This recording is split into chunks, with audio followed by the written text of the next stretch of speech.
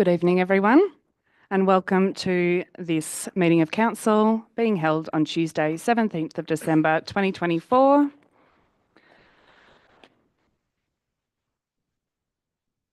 To start the official proceedings, I would like to acknowledge that we are meeting on Jara country, of which members and elders of the Jara community and their forebears have been custodians for many centuries and have performed age-old ceremonies of celebration, initiation and renewal.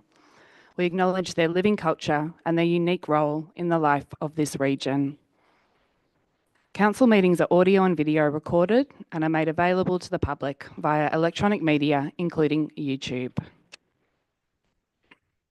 Tonight we have all councillors present and no apologies or leaves of absence.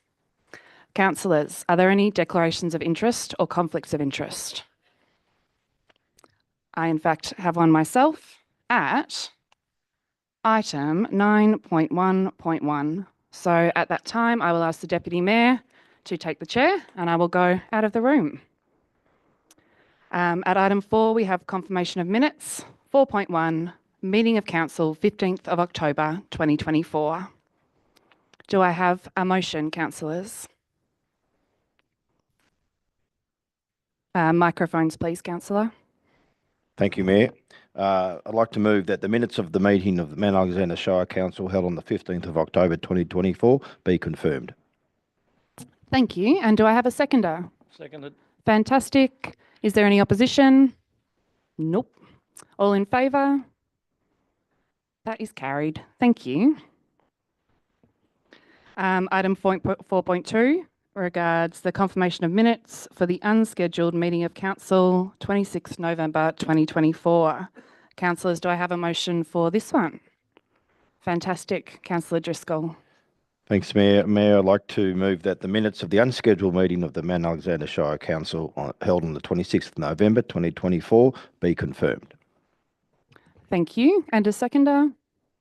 Seconded. Thank you, councillor. Any opposition? All in favour? Fantastic. That is carried as well.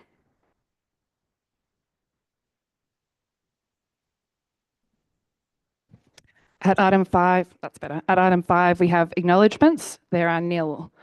And at item 6, we have public time. Since I suspect and know that there may be people speaking from the gallery, could someone please move to suspend standing orders? So moved. Thank you. And a seconder? Fantastic. All in favour? Motion is carried. All right. So we have 3 pre-submitted questions, which we will address first. The first question is from Dean Hurlston. I suspect Dean is not with us today, so I will ask Councillor Cordy, would you read out this public question or statement, please?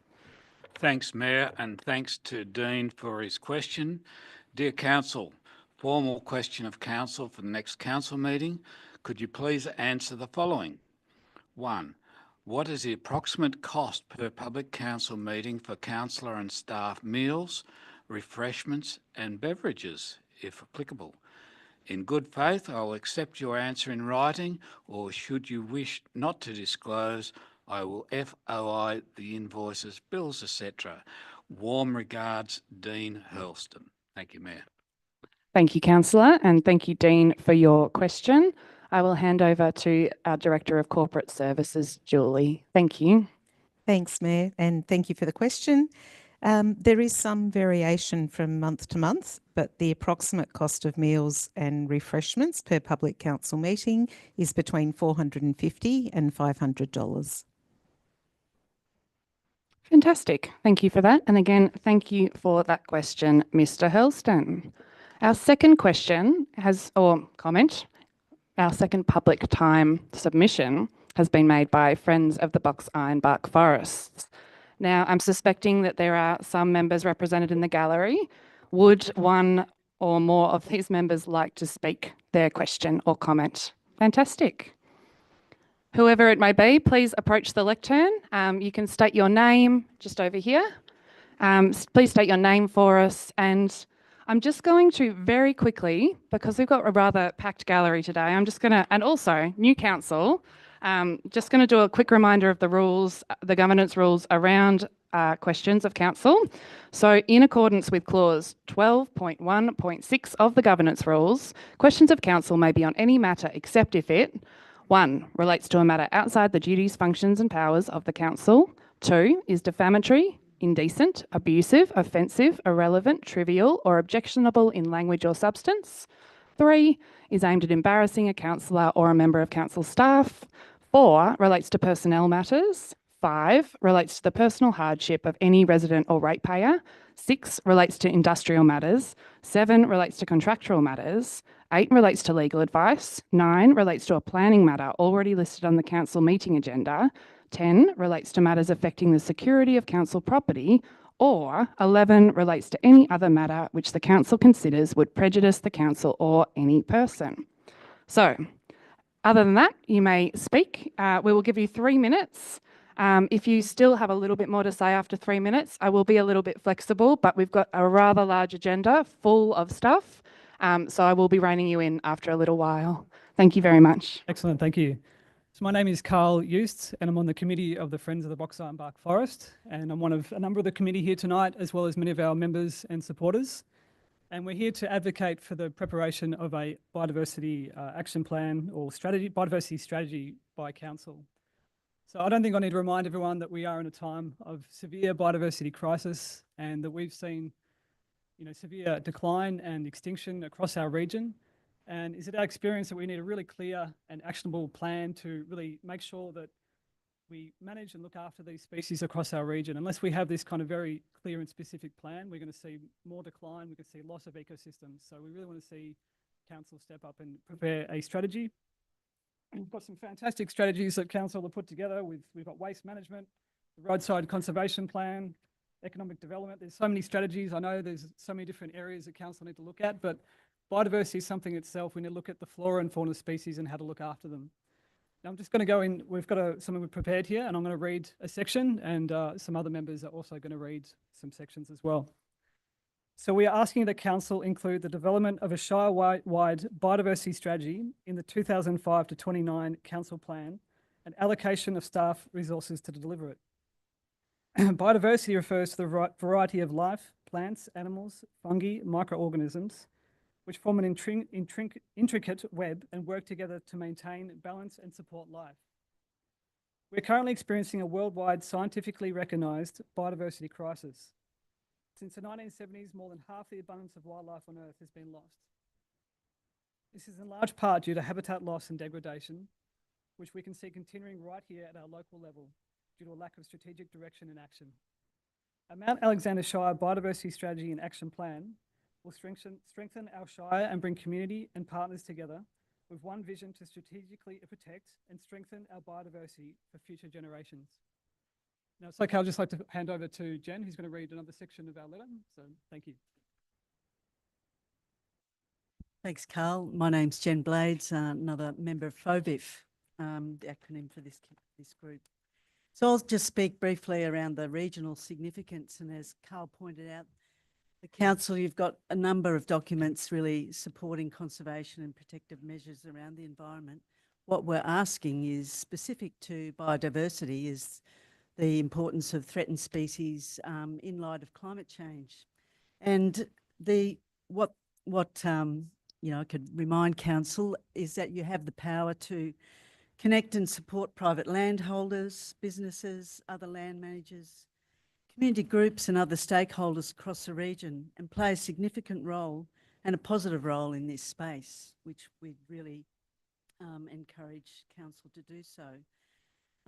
So taking leadership in this region is working alongside other councils who have developed and are initiating similar biodiversity plans. These include the City of Greater Bendigo, Hepburn Shire Council, Macedon Ranges Shire Council, and they've adopted their own biodiversity strategies. So, it fills a gap, so to speak, but an important part of the mesh of the region, and specifically this local environment in relation to businesses and community working together on this. And so not only is it sort of the physical environmental gap, but the important strategic leadership to create connections, which council can do effectively, and it'll support the threatened species in adapting to a changing climate. Thank you. And Lisa will just finish up. My name's Lisa Hall. I'm the secretary for the Friends of the Box Ironbark Forests.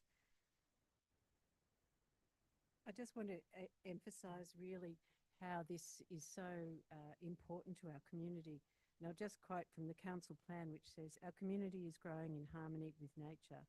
And the environmental strategy says, "The Shire known as a place for sustainability with healthy ecosystems in a rural bushland environment."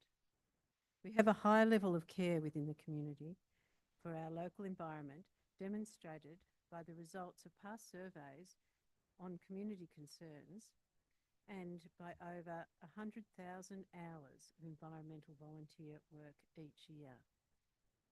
The letter that we have submitted to council has been endorsed by 21 different local environmental groups and organisations which are listed, and that represents hundreds of members and volunteers who live in this shire and to whom all this issue is of immense importance. Thank you.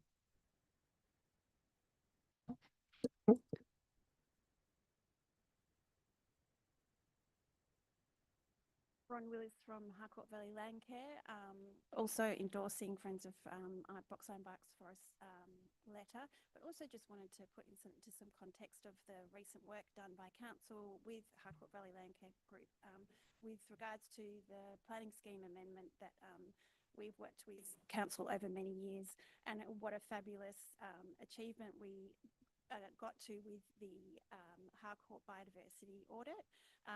Now, this was, as I understand from council, the first of its kind in terms of being a town-wide assessment. And the reason I wanted to talk very briefly about it was to say that this is a fabulous outcome. It would be a lot easier process if we had a Shire-wide action plan in place. So that process was a really very drawn-out process that also required a huge amount of volunteer hours. And I think with the support of a Shire-wide plan, that process could have been a lot more efficient for everybody. So, yeah, I endorse the proposal that the Friends of Box Ironbark Forest have made. Thank you. Thank you, everyone. While we're here, does anyone else wish to speak on this item?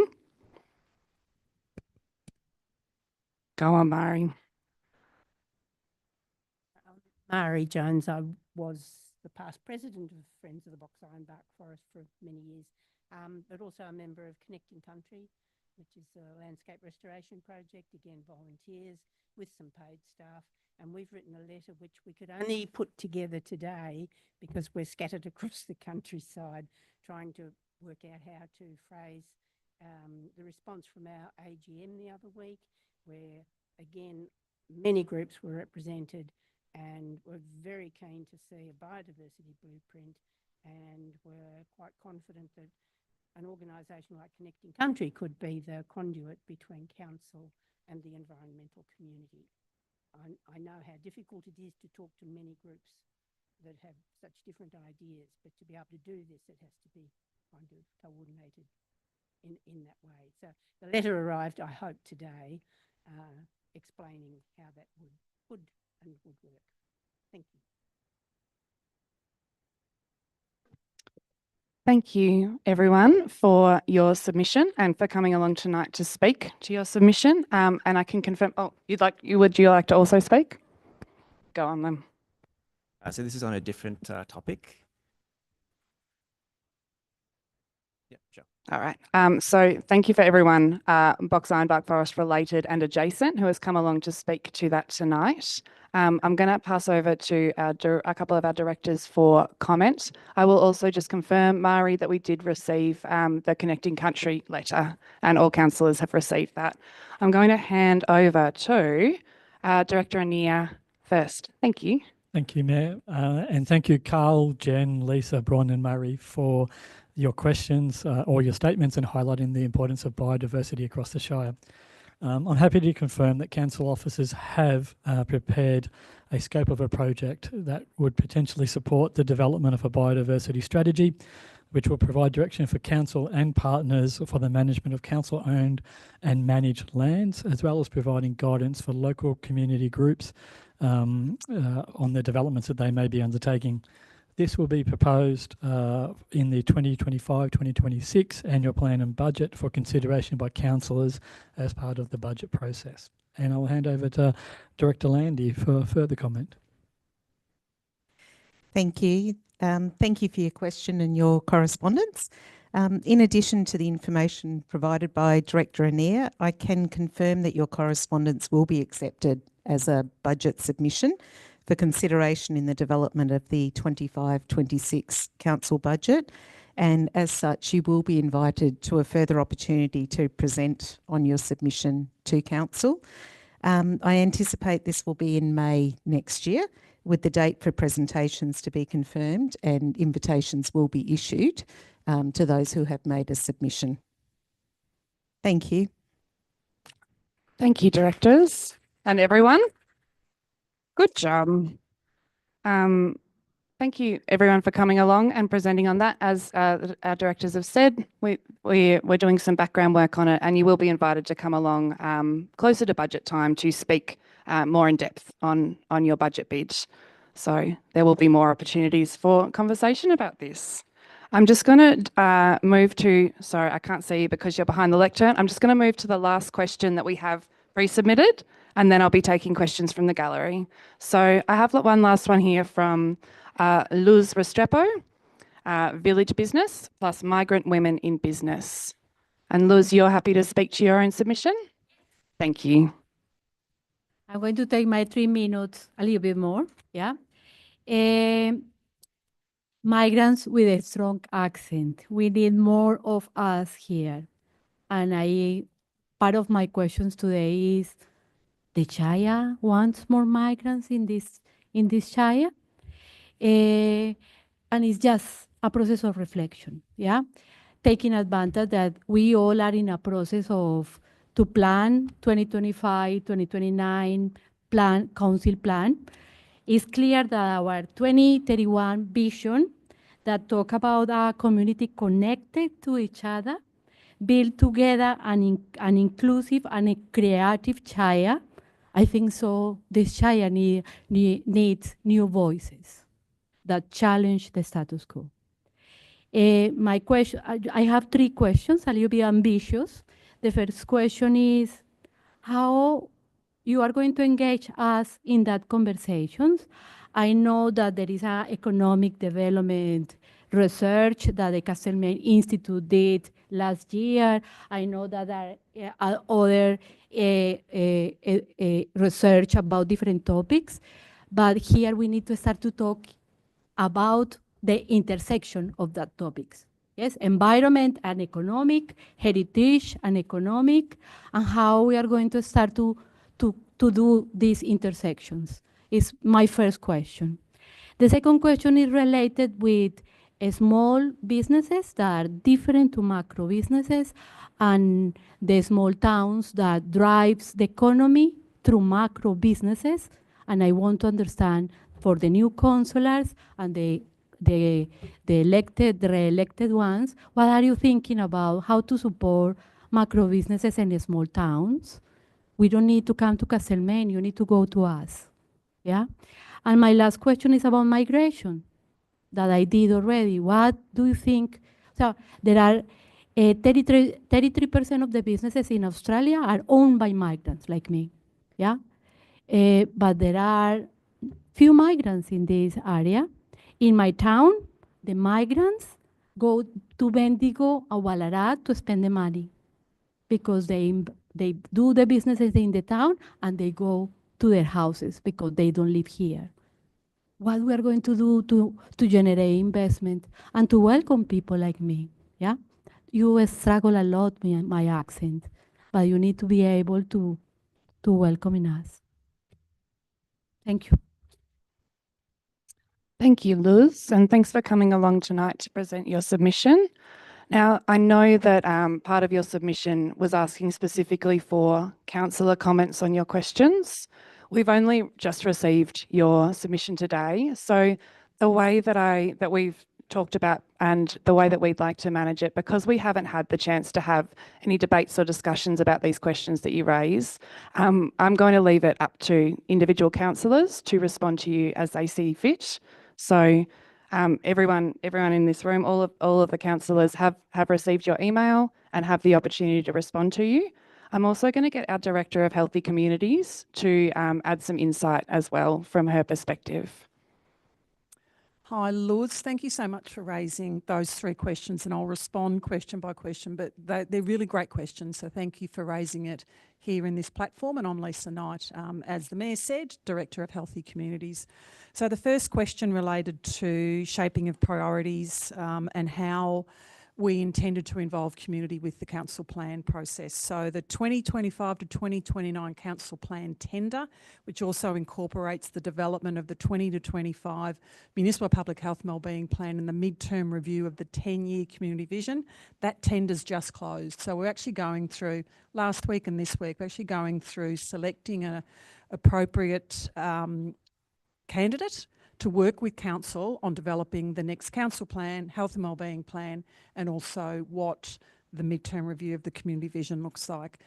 Dependent on who the successful candidate is, we'll then look at the project timing and what the scheduling and timetable looks like for community engagement. So without any doubt, there will be community engagement and deliberative engagement undertaken for both council plan, health and wellbeing plan, and the midterm review. As part of that tender process, we looked at exactly what you're saying, Luz, very place-based consultation and engagement, so that there'll be a series of workshops, forums, and there'll also be some online engagement through the Mount Alexander SHAPE platform. So we'll be looking at various ways as to how we can engage community. We're expecting that to kick off in January 2025, and that'll go right through till about April or May. But again, that will be dependent on the successful candidate. So we will be advertising that through our media and on our website as well. So that was the first question. The second question looked at innovative approaches to economic development. As you know, and has already been shown here today, the Economic Development Strategy was adopted by Council at the September meeting of Council. The strategy outlines 6 goals, many of which actually speak to how to support small businesses, micro businesses, and businesses in small towns. Alignment also exists with various other strategies that we have. There were close to 22 strategies in the current council plan, so a lot of other strategies do talk to how businesses can be supported. And we will also be considering the economic, commercial and social determinants of health in the council plan and the health and wellbeing plan process. So that's picking up what's in the EcoDev strategy, but specifically looking at commercial and the economic and social determinants of health as part of that. There are also future events or forums, so a bit of a sneak peek, Luz, as to what's coming up in 2025. On the 19th of February, there is a careers fair that's being held by our Economy and Culture team. And on the 27th of June 2025, there's a United Nations Micro Small Enterprises Day. So that's actually particularly looking at those micro and small businesses. The third question that you asked was whether councillors are considering strategies to promote diversity and inclusion. And we can always do more in this space, as we can with the other 2 questions. So we do have a range of adopted strategies and planned initiatives that promote diversity and inclusion that are already in place. Just some examples: a council statement of commitment and the Indigenous Roundtable. We have representation on various committees and reference groups, and that includes community members and agencies from a cultural and linguistically diverse perspective. That includes the Integrated Municipal Emergency Planning Committee representation. So we do have a range of agencies from across the Shire and from neighbouring shires that are representing inclusion and diversity. Also, the communications that have been sent out in recent years have been put together in a range of different languages. So that emergency information is being put together from a cultural and linguistic perspective. the Disability Inclusion Action Plan Action Group representation. So we do have interpreters at all of those meetings, and the response that Council undertook, along with other response agencies for the October 2022 floods, specific support was provided to our Solomon Islander community. And these are just some of the examples that have been undertaken. The 2025 to 2029 Council Plan and Health and Wellbeing Plan will be another opportunity to discuss and seek potential improvement opportunities, and for councillors to also seek feedback on areas of priority, including encouraging migrant investment in the region. I know that there's a lot in that, Luz, so I'm very happy to meet with you in 2025 to discuss that further if you would like. Thank you, Director, and thank you, Luz. And just really noting again that we have all received your questions, all of us councillors, and I really encourage councillors to, read Luz's questions and respond to her as you, in your own time, just because I know it's hard to come up with, well thought through answers sometimes when you haven't had a chance to really sit with things. So do be expecting a couple of emails, Luz. All right, so I'm really struggling with the sun here. I'm just slowly sneaking further and further this way across the table. So they are all our pre-submitted questions. I will now go to questions from the gallery, and I can see a very familiar face sitting in the front row who is eager to speak to us, but there was a gentleman who stood up before who was all ready to go. Would you like to speak first?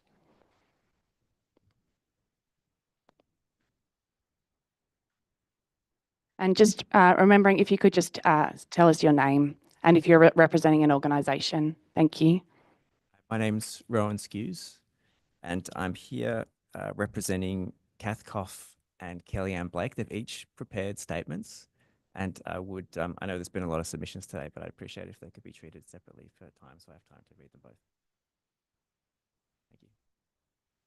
Okay, so the first statement is from Kath Koff. Hello, my name is Kath Koff. I'm currently the CEO of Nalderun Education Aboriginal Corporation. A lot of you would know me. I'm writing to you today about the history of the FLOW program at Castlemaine Secondary College. It first started many years ago out at the Yepeen campus, now Meeting Place. And then it stopped, and as a result, students were being physically violent at recess and lunchtime, which impacted everyone. That is how bad it got, really bad.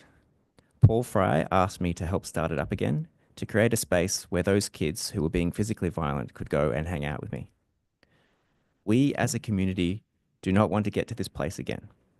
I hope we can learn from this and not create another bad situation for this to happen again. Why I'm discussing this with you is that, like all spaces where community come, they come from all different walks of life to come together. I have found over the 30 years of teaching and education that if we don't create a space that allows all ways for children to learn, it can be like a pressure cooker. If there is not an avenue for those that struggle with the current system as it is, it impacts on everybody. These students need in a different way, a different avenue, a different environment and support. Many of these kids have come from places in their life where they've had trauma or they just learn differently and need a different way of learning. Many of these students from those years ago are still here in Castlemaine. They live and work in this community. They stay here, work here, get apprenticeships and jobs here. They're important for this shire. They offer the diversity, which is why this is such a beautiful shire. I'm writing to you today to help support Castlemaine Secondary College to find a place for these students where they can feel safe, to learn and to feel heard and supported. It took its toll before, and it will again if we don't listen to and learn from the past. It just does not work if there's not a space for children or students that don't learn in the same way everybody else does, or are unable to fit into the current school system. For them or other students, I ask that Mount Alexander Shire Council support Castlemaine Secondary College. They need an alternate classroom space and support for the FLOW program, and that you help the community, which we all love, to look after all our kids. Don't hesitate to contact me if you have any questions. Thank you for your consideration, Catherine Koff. So now I'd like to read a statement on the same topic by Kellyanne Blake. As a parent of a First Nations student who participated in the CSC FLOW program, I would like to share that this program was essential and imperative to my son's successful completion of Year 12 at CSC. This program provided vulnerable students academic support as well as social and emotional well-being support. This program was highly conducive for students who were at risk of leaving school due to neurodiversity and or for other social or emotional or economical reasons. I myself, as a young 16-year-old student at CSC, participated in a similar program in 1995, which was one of the first pilot programs aimed to assist young people who were vulnerable and were at risk of leaving school. Through the support of such programs, being part of the overall school curriculum framework for those students who needed extra support, I can honestly say I would never have successfully graduated Year 12, making me the first person in my family to complete high school. As a First Nations proud Wadawurrung woman, I can say this achievement through programs such as Flow offered at CSC has been embedded in my life story, adding to the layers of achievement and success that I proudly acknowledge today, where I hold a Master's of Professional Archaeology and will be pursuing a PhD next year. My son and I are living examples of how programs such as Flow are crucial and embed a foundation of security, support, and success to those who may otherwise be in a disadvantaged or more vulnerable situation. Please hear us when we say the decision to cut or remove programs such as Flow from our local secondary college and community will cause harm and disadvantage our future generations and leaders who needed it the most. It would be a disadvantage, disservice, and blatant display of injustice and ignorance to our Shire and wider community to cut the Flow program, a decision made by CSC administrators and principals should consider with caution and care. Thank you. Thank you very much, and thank you for coming along to represent Kath and Kellyanne. You will see later on our agenda, we actually have a notice of motion coming through that will somewhat address this item. So, yeah, so stick around if you'd like, and otherwise we'll be talking more about this at item 11, I think. Thank you. All right, I'm going this way now. It's a lot better. Are there any more from the gallery? Yep, and then we'll see how we go.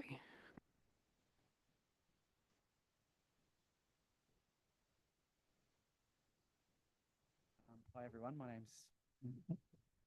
my name's Jared Weiss. I'm here to talk about the same topic, and I'm just going to read a statement on behalf of me to support Councillor Maddox's motion that he spoke about before. So I'm coming at it from a teacher's point of view. So I actually, Cathcoff employed me as a Flow coordinator when I first started at Castlemaine Secondary College. It was part-time, and then I moved into a full-time role once the program moved from the Blakely Road campus to the Eddy Street campus. There were many advantages to the Eddy Street campus, including being designated spaces away from the main school where many students had experienced negative and traumatic experiences, provided a safe place for students to work with teachers in an environment that was better suited to their learning needs. Students who engaged with the program weren't experiencing good outcomes at the main campus, particularly around behaviour and attendance. In general, these were significantly improved once they moved into the Flow program, where we could create safe spaces, relationships, and provide the unconditional positive regard that they needed to support their learning. This enabled teachers to support them emotionally and socially, as well as academically, which is often missing from mainstream settings and key to their success. So I was coordinator for 4 years of the Flow program up at Eddy Street, and the program increased its scope each year. I felt very disappointed when I learnt of the reduced intake and relocation of the Flow program, as it is built into such an important and special thing. So there's lots of hard work that's happened, and finally got it to a place where it needed to be, and it's ready to thrive. And these changes are really disappointing. They make me worried that the Flow students, especially around their feeling of safety and increased exposure to the stigma, which is often directed at Flow students, I think that this will likely negatively impact their attendance and disengagement now they're on the main site. I also have concerns for the staff at Blakely Road, who may not have the training and experience to manage these particular students within a mainstream setting. Equitable access to education is so important, and the Flow program is vital for providing this to our community and for having any hope of ending the cycle of negative and traumatic school experiences which are often intergenerational. It also has important implications for our services down the line. Yeah, so I'm here. I just think it's so important that we don't create further disadvantages for these students. And I suppose just seeking assurances that these students won't be disadvantaged by the changes that have been made.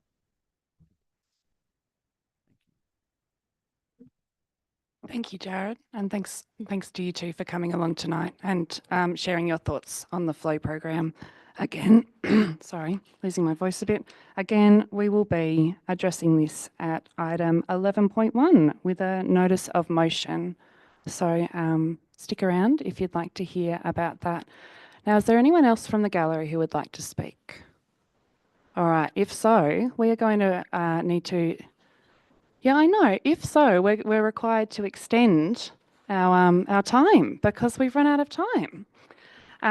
So, do I have a motion there to extend our time by how many minutes? 5. How many minutes, Christine? 3. 3, actually. How many more people would like to speak in the gallery? Anyone apart from Christine?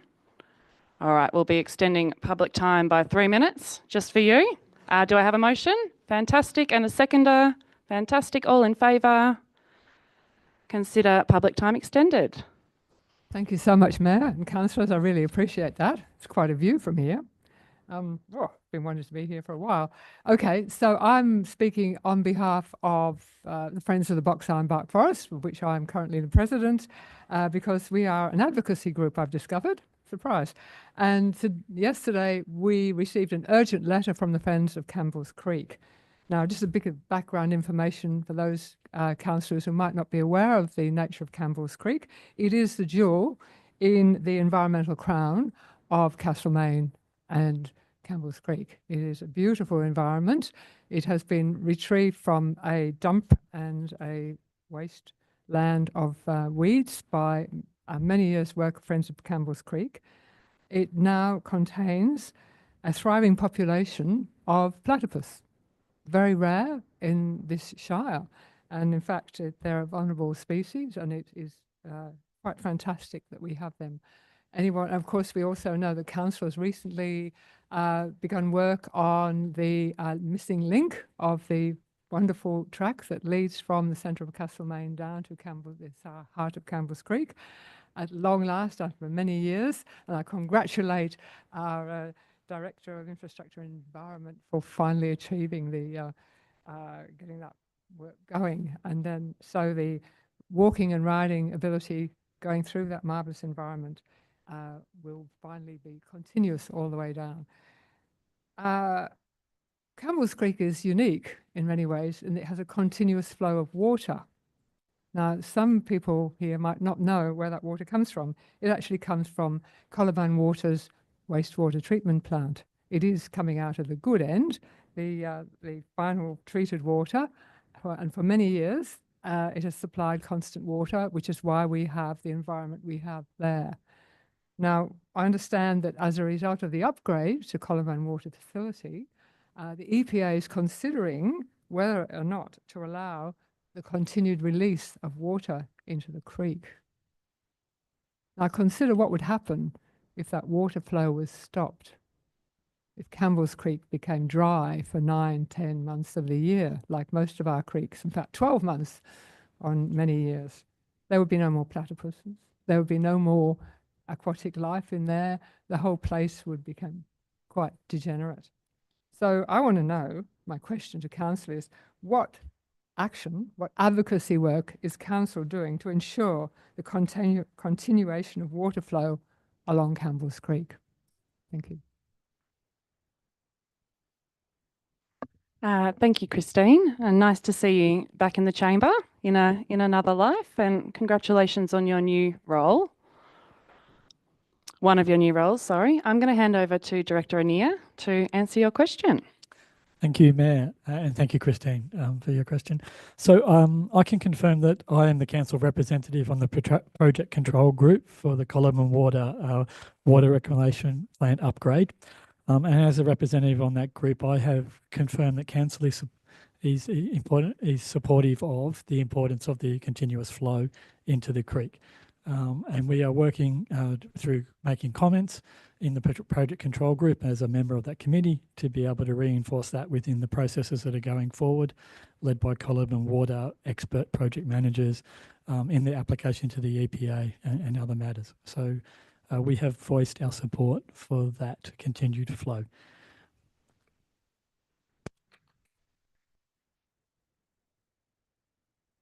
You're a great bunch to have along. You do lots of clapping. It's fantastic.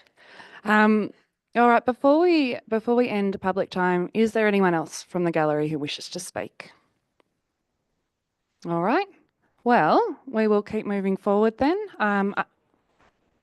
I will need a motion to resume standing orders. Councillor Maltby and seconder, Councillor Hayden. Thank you. All in favour? Fantastic. All right.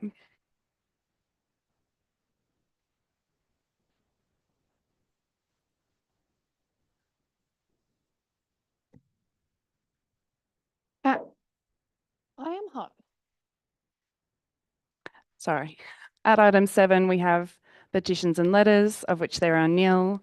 At item 8, we have committee reports. Councillor Driscoll, would you like to introduce our first committee report, please? Yes, Mayor, thank you. The North Central Goldfields Regional Library Corporation board papers for the meeting held on the 25th of October 2024 are all confidential. Attachment 8.1.1. And I'd like to move that Council notes the North Central Goldfields Regional Library Corporation board papers for the meeting held on the 25th of October 2024. Thank you, Councillor Driscoll. Do I have a seconder? Councillor Cordy, thank you. Is there any opposition? No? Then all in favour. Fantastic. That is carried.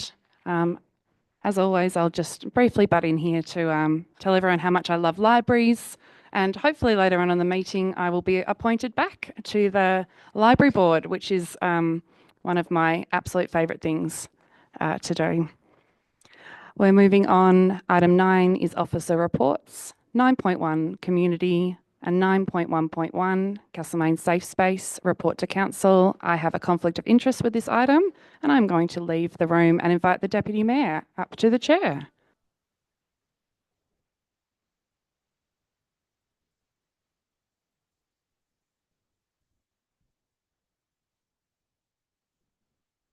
Thank you, Mayor. And thank you, councillors.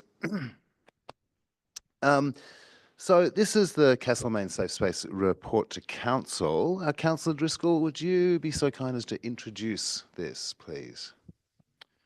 Thank you, Deputy Mayor. This is the Castlemaine Safe Space report to council. Council's budget allocation for 2023-24 was made to Castlemaine Safe Space for $30,000, which is over two financial years under an MOU between Castlemaine and Safe Space and Mount Alexander Shire Council. The purpose of the MOU is for Castlemaine Safe Space to outline the level of support that council provides to the Castlemaine Safe Space during the term of the budget allocation under the MOU, and describes how both organisations will communicate with each other. The purpose of this report is to provide an update to council from the Castlemaine Safe Space on the outcomes of progress and initiatives as at the September 24. And this is the final report to be tabled by the Castlemaine Safe Space under this funding arrangement. And also, Deputy Mayor, now Mayor, I would like, for the temporary period, I'd like to move that the council notes the Castlemaine Safe Space September 2024 report. Thank you, Councillor Driscoll. And we have a seconder. Thank you, Councillor Walker. Any opposition to this? So all those in favour? Oh, I beg your pardon. No, I'm happy. Councillor Driscoll. Yeah, no, thanks, Mayor. I've said enough. Thank you. Okay.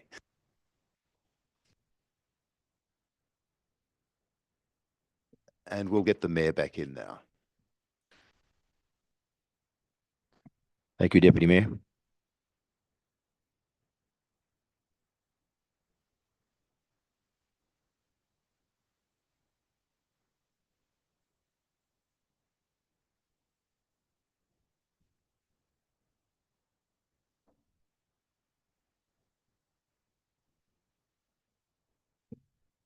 I'm back. All right. I assume that item has been noted. Fantastic. Well done, everyone. At item 9.1.2, appointment of councillors as representatives to committees 2025. And Councillor Cordy, would you like to introduce this item? Thanks, Mayor. The purpose of this report is for council to consider and determine which representatives wishes to appoint to various internal and external committees for the coming 12 months. There's quite an extensive list of committees, and I'm sure all the people that read the notes will enjoy that. I'd move the recommendation as printed with 2 additional points. Adding on, there's three existing points, and we'll add on 2 more. The first one, point 4, appoints Councillor Driscoll as the councillor representative on the advisory committee to the Mount Alexander Affordable Housing Trust, and Councillor Maddock as the substitute. That's item 4. Item 5, add Councillor Maltby as substitute to Northern Victoria Integrated Emergency Management Planning Committee, Integrated Municipal Emergency Management Planning Committee. Thank you. Thank you, Councillor. Do I have a seconder? Fantastic. Thank you, Councillor Maltby. Is there any opposition? No. Councillor Cordy, would you like to speak to your motion? There's a lot of committees and roles that councillors perform in their life as councillors, and there's some really interesting ones there, and there's some really hotly contested positions, and it's really one of the interesting aspects of being a councillor, and I know the council that we have will do a great job of representing us on those committees. So that's it for me. Thank you, Mayor. Thank you, Councillor. Councillor Maltby, would you like to speak now or reserve your right? I'll reserve the right. No worries. Does any other councillor wish to speak to this item? Councillor Hayden. Thank you, Mayor. Just to say it's such a rich list of committees, and it's really exciting to be appointed to some wonderful ones here. Just to note that there's such a broad range of committees. It's really exciting. Thank you. Thank you, Councillor. Does anyone else wish to speak to this item? Councillor Hastwell. Just following up on Councillor Hayden's comments, but also as a group, we've also discussed the importance of sharing that information and bringing it back to each other. So, while individual councillors are delegated to those committees, we will definitely be looking at that whole range of areas together. Thank you, Councillor. All right. Does anyone else wish to speak on this item?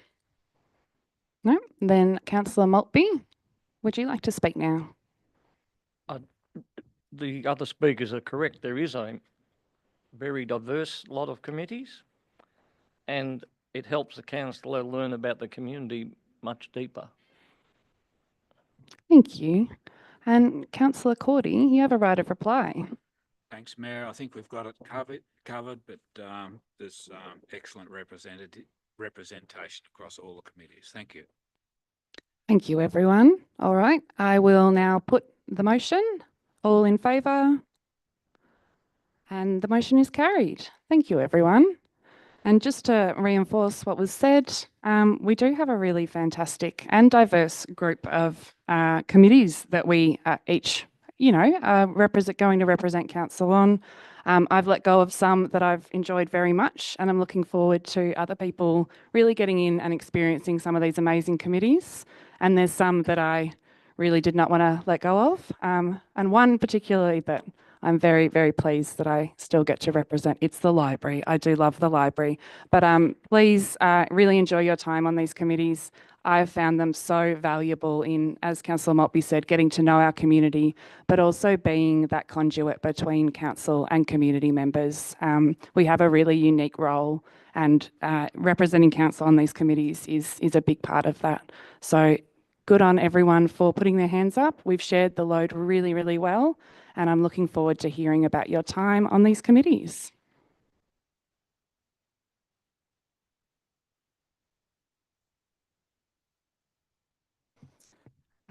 Continuing talking about fantastic committees, we will move on to 9.1.3, which is Community Asset Committee membership appointment in December 2024. Councillor Maltby, would you like to introduce this item? Thank you. In accordance with the Local Government Act 2020, at the special meeting of Council on the 1st of September 2020, Council established community asset committees and appointed members to these committees. In line with the current instruments of delegation from the Chief Executive Officer to the community asset committees, members are appointed for 2 years. The term of membership for all committee members have common start and end dates. Any member appointed to fill a casual vacancy will leave office at the original expiry date of the member they are replacing. The current membership term expires on the 1st of July 2026. The following committees have notified Council of changes to their membership subsequent to holding annual general meetings. Malden Community Centre, John Powell Reserve, which is Guildford, Elphinstone Community Facilities, Sutton Grange Hall, Metcalfe Hall and Camp Reserve Castlemaine. The purpose of this report is for Council to appoint the new nominated members, noting that all committees have existing members that do not require reappointment. And I would move the recommendation as printed. Thank you, Councillor Maltby. Do I have a seconder? Thank you, Councillor. Is there any opposition? No. Councillor Maltby, would you like to speak to your motion? As you said, there's another lot of committees out in the community, and from time to time, people retire after they've done a lot of community work for that organisation, and then other people put their hand up and take over, which is what country community life is about. Thank you. Thank you, Councillor. Councillor Hayden, would you like to speak now or reserve your right? I'll just speak now, if I may, Mayor. Just to make the point that, and to celebrate all these people who work so hard for no material reward, for the betterment of their community, and following on from Councillor Maltby, it is the heart of the country community, the way people are involved in honorary positions on such committees. And I, for one, just want to note my thanks and celebrate all these people who are retiring as well as those who are filling those roles. Thank you. Thank you, Councillor. Does anyone else want to speak to this item?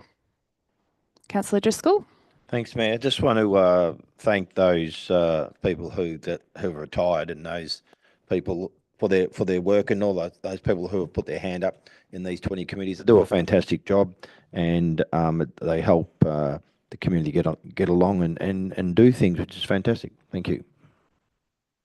Thank you. Does anyone else wish to speak? Councillor Walker. Thank you, Mayor, in endorsing this and just saying that as a new councillor, there's a big learning curve, and one of them was realising that these community asset committees exist, which is, for a start, for a new councillor, a great way to be making contact with people out in the community and to endorse the commitment of the volunteers that run them. Thank you. Thank you, Councillor. Councillor Hastwell. Echoing what my fellow councillors have said, but also having been to a number of these facilities, they are full of character. So I think, they are the heart of communities in more than one way. They are places where people come together and gather and celebrate and meet and discuss, but they're also often amazing, almost iconic spaces, ranging from corrugated iron, magnificent sheds, to other, heritage type buildings. And they are just such an important part of our community. And thank you again to those people who take care of them on behalf of the community. Thank you. Does anyone else wish to speak? No? Councillor Maltby, you have a right of reply. I think every councillor has described the situation properly, and these committees will continue to work in their communities. They will. Thank you. All right. That all being said, I'll put the motion. All in favour? And motion is carried. Thank you, everyone. I'll just echo what everyone else said. We're really lucky that we have the volunteers who are on these committees and who manage and look after many of our spaces, 20 of them, on council's behalf. It's not always an easy job. There can be challenges, as with any kind of community work, but we're really appreciative that new people keep putting their hand up, and very thankful to the people who've been serving for a long time as well.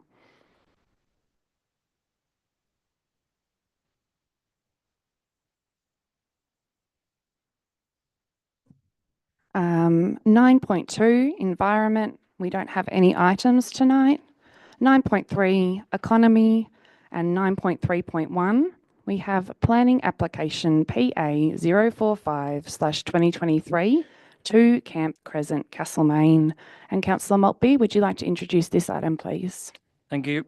The purpose, the executive summary I'm reading, the purpose of this report is to enable council to make a determination on an application for the development of a second dwelling, construction of a crossover, demolition of 2 outbuildings and a 2-lot subdivision of the land at 2 Camp Crescent, Castlemaine. The application has been referred to council for a decision because 18 objections have been received. The councillor officer recommendation is to approve the application. The subject site is within a general residential zone and affected by a heritage overlay. The grounds of objection relate to neighbourhood character impacts, heritage impacts, tree removal and inaccuracy of plans. The application was assessed against and determined that the proposal is consistent with the relevant sections of the planning policy framework. It also meets the provisions of the general residential zone, heritage overlay and provisions of clause 55 and 56 residential code contained within the Mount Alexander planning scheme. In forming this position, consideration was given to the grounds of each objection and the views of the relevant referral authorities. It is recommended that the application is supported and a notice of decision to grant a planning permit is issued in accordance with the following recommendation. And Mayor, I'll move the council, having complied with the relevant sections of the Planning and Environment Act 1987, resolve to issue a notice of decision to grant planning permit PA 045/2023 for the development of a second dwelling, construction of a crossover, demolition of 2 outbuildings and a 2-lot subdivision at 2 Camp Crescent, Castlemaine, subject to the 26 conditions that are printed in the motion. Thank you, Councillor. I thought you were going to start reading them all for a second. Do I have a seconder for this? Councillor, oh my God, Councillor Walker. Thank you. I had a little moment where I couldn't remember your last name. Is there any opposition? All right. That is fine. Councillor Maltby, would you like to speak to your motion? Thank you. The Planning Department have gone thoroughly through this application, and as I said, there's 26 objections, 26 conditions. They've referred it to the relevant authorities, and none of them have objected. It's to get an extra house is one of the ideas that most councillors have been trying for the last 4 years that I've been back here. The more houses we can build, the better. It won't ruin the amenity of that area. And the more infill subdivisions that can happen, the better off the housing crisis will be. Thank you, Councillor. Councillor Walker, would you like to speak now or reserve your right? I'll reserve my right. No worries. Councillor Hastwell, would you like to speak to or against the motion? Thanks, Mayor. And yes, noting those things that have been pointed out and are outlined in the officer's report and recommendation. I've also got to comment that this is perhaps not an entirely straightforward consideration. I have read closely the 18 letters of objection, and I've also listened to a presentation outlining some of the concerns. I totally support the need for more housing. I am not in any way concerned in principle about subdivision. This proposal or application is located in a very sensitive heritage area, and the combination of the size of the subdivision and the amount of accommodation that is proposed has led to, I think, close work between council officers and the applicant to try and resolve the tension and stay within neighbourhood character and heritage guidelines. That hasn't entirely been achieved, and while I commend everyone who's involved in working towards that end, I am concerned that there are still areas that are not thoroughly consistent with the heritage overlay at clause 43.01 and also 1503. So flagging or foreshadowing that if the motion is not successful, I also have an alternative motion to propose. Thank you, Councillor. Would anyone else like to speak in support of the motion? Councillor Hayden? Thank you, Mayor. Yeah, following on from Councillor Hastwell, I too have read closely the 18 objections and without glossing over them all here now, I think some key points that emerged from those objections around neighbourhood character, heritage impacts in this sensitive part of Castlemaine. I personally feel that the proposed development, I think that the officers have addressed those concerns, as Councillor Maltby indicated, satisfactorily. It's and also in agreement with Councillor Maltby about the need to encourage more infill development in Castlemaine. In a sense, two things I'd like to say quickly. A lot of Castlemaine is very sensitive in terms of a heritage point of view, and I think that this application is very sensitive to those issues about neighbourhood character. I'm not convinced by some of the notions put forward in some of the letters of objection around this idea that by allowing this subdivision to go ahead, that would somehow set some sort of a precedent. I don't think that's the case. I'm quite comfortable that we as a council can deal with future applications without being guided by this particular decision. Also, just like to say that the just to reiterate the point that many of the principles around the officer's recommendation do accord very strongly with so many council policies in terms of heritage, in terms of urban growth, in terms of the housing crisis. So I'm in support of the motion. Thank you. Thank you, Councillor. Councillor Maddock, do you wish to speak opposing the motion? I do. Thank you, Mayor. Go for it. So echoing a lot of what's been said already, I think there's been an extraordinary amount of effort put into this application, both or all the parties really, the applicant, the objectors, and officers in working so closely with the applicant. In that, I particularly note, and I think there've been there's some things I really like about this design. I think the proportion of garden is a really good point. I think the setback from the fence is a really good consideration as far as trying to reduce the bulk and the aesthetic bulk, which has been raised as quite a serious issue. There's also, I believe, there's been effort to lower the roof to maintain the step down, which is considered important to that area there. So I've got a lot of praise for the officers and the applicant for sort of coming, I guess it's a compromise, coming to this to this position. I've got a lot of sympathy for the need to increase housing. I also have a lot of sympathy for the heritage and all the things that we value so much in this shire, and this includes neighbourhood character. I did a site visit and walked up and down the street and put myself in different positions, and some of the submissions that we've received, I could see the sight lines that were referred to. I could see the heritage building behind. I really appreciate these arguments. The thing that really sort of sticks for me, I'm looking at what makes a character of this area. Yes, there's the Gold Rush heritage, but there's a lot of post-war housing as well. It's not exclusively Gold Rush, but it has a feel there which is different to other parts in town, largely probably because it hasn't been recently developed. Or at least from what was apparent from where I stood. What I think is key to the character in this part of town is they are all single-story buildings. It's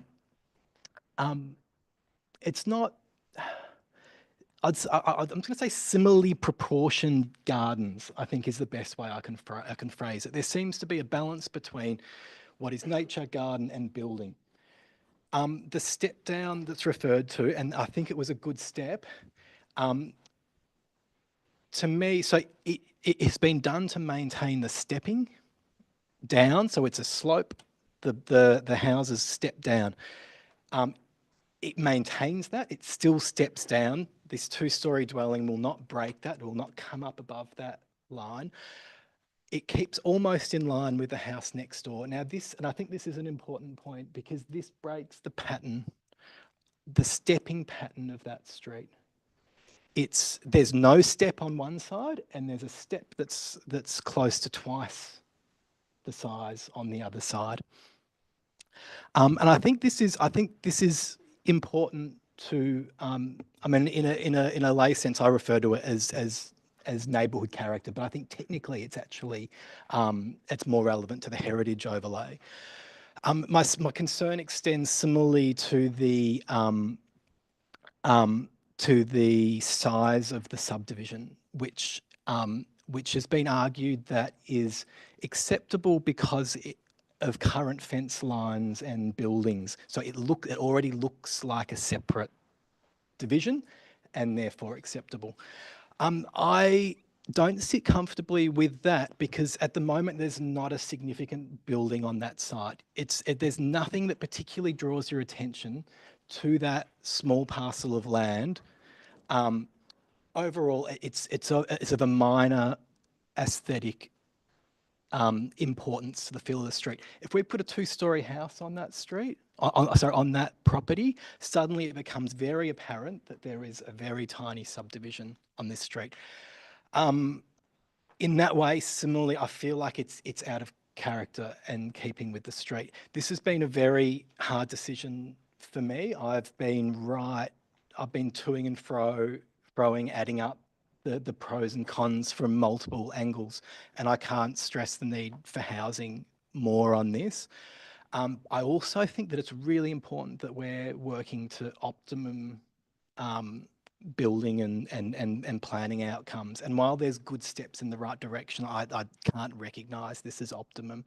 And so I'm compelled to oppose this application.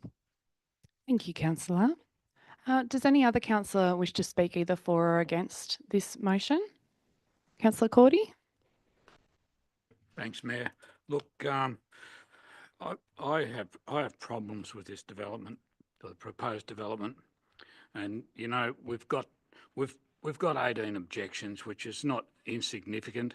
But let's face it, if there were less than 10 objections, it wouldn't even be being considered by council. When I came on council, I think it used to be 3 objections, and to get 3 unresolved objections to get referred to council. then it was 5, then it was 10. You know, we've got 18 objections, so there's significant pushback from the local community, the people that actually live in that area.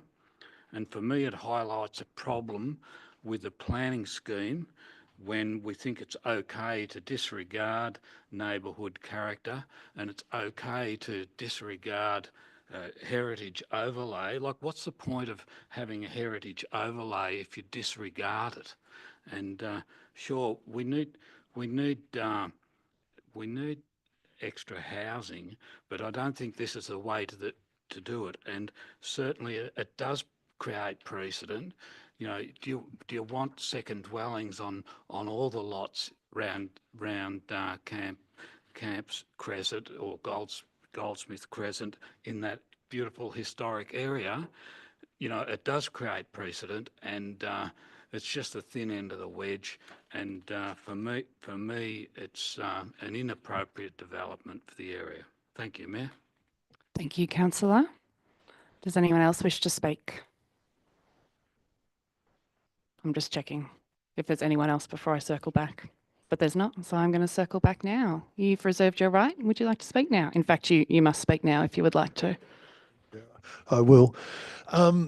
This is an interesting one because I think those supporting and those against are extremely close, and it becomes a minor of distance. I've actually visited the site 3 times because I was so challenged in making a decision. I think we're all agreed we need extra housing. I think we all agreed we want to preserve the environment.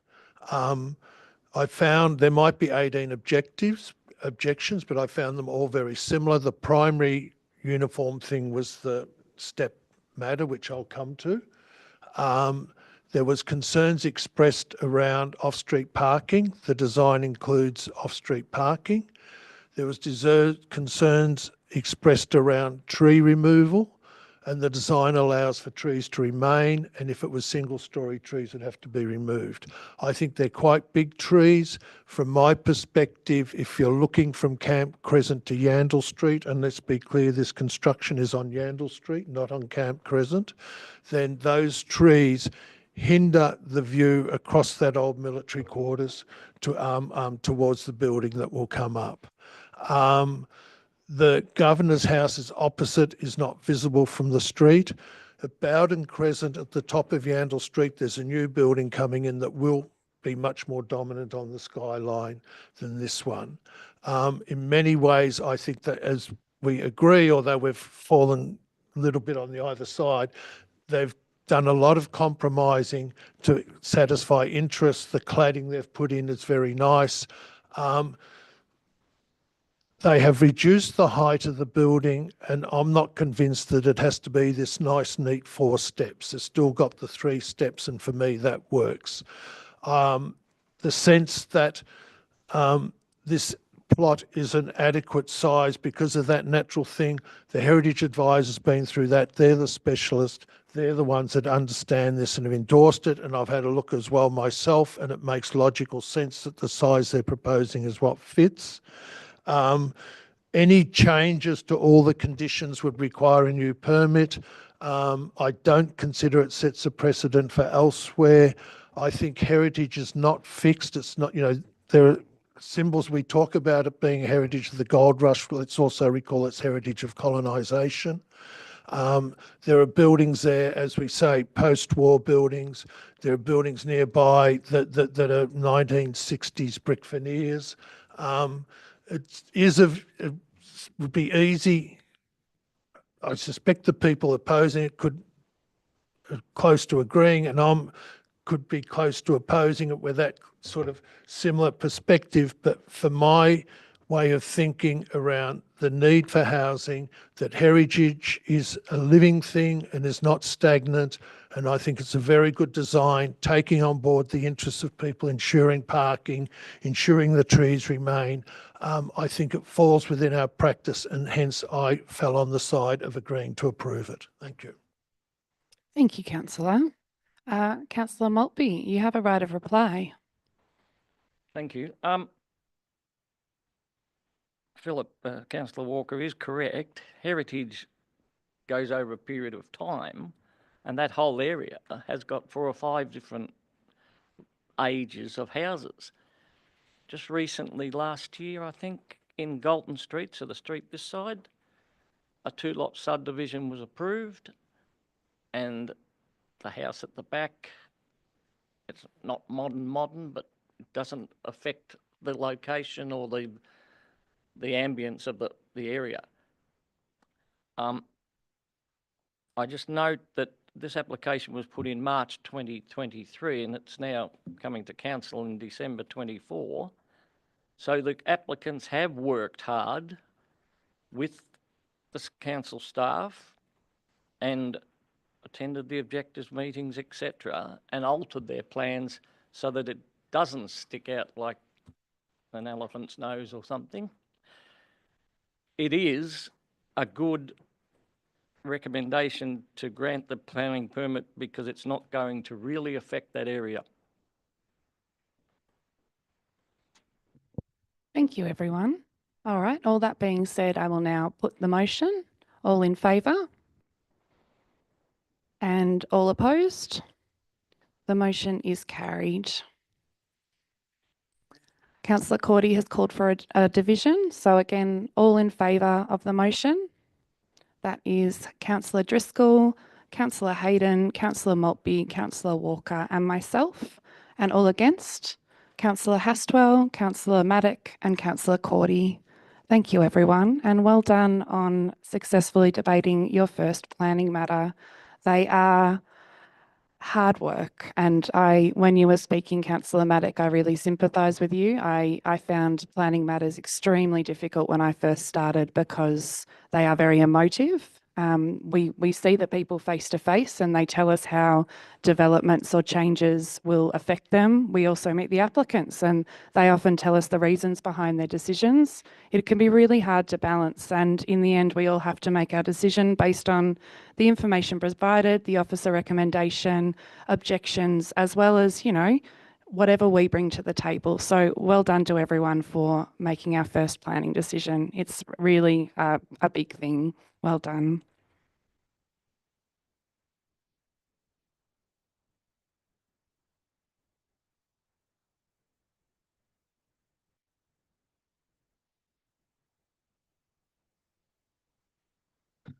All right, at 9.3.2, we have the 2024 to 2025 financial report, quarter 1. And Councillor Hayden, would you introduce this item, please? Thank you, Mayor. Yes, the purpose of this report is to present the finance report for the 3 months ended 30 September 2024.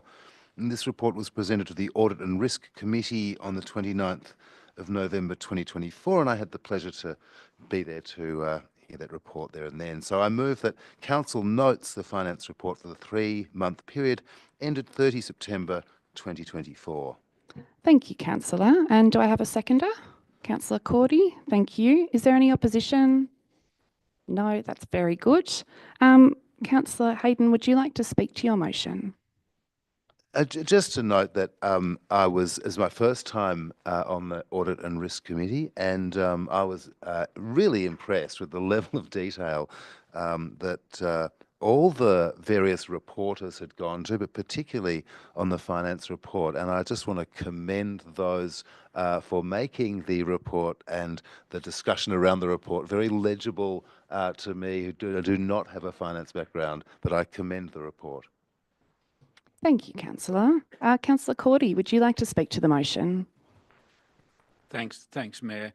Just a comment that the report shows that we're tracking quite well against budget year to date, and council is in sound financial shape, but money's always hard to get, so we need to be very careful going forward. Thank you, Mayor. Thank you, Councillor. Does anyone else wish to speak to this item? No? I'm going to have to ask the CEO to turn his phone off soon. If no one else wishes to speak, Councillor Hayden, you have a right of reply, which means you can go again if you'd like. But if you have nothing further to say, that's okay as well. Just to reiterate what Councillor Cordy said, that it was heartening as a first-time councillor, new to hear that confirmation that we were, I forget the precise wording of the officer, that we were meeting, we were on track. Yeah. It's always good to hear when it comes to finances and budgets. All right, councillors, I will now put that motion. All in favour? That's everyone. Motion is carried. And I'll just echo, especially what Councillor Hayden has said. I feel like my first time in Audit and Risk Committee was very similar. I was just amazed by the depth of it, and I think I probably didn't understand as much as I could have, but I understand a lot more now. And our fantastic financial team has even taught me, who is very not financially literate, to read a balance sheet and various other finance documents with great patience and compassion for me and my non-finance brain. So I'm very thankful for the team that we have for, you know, having that ability to break it all down for us.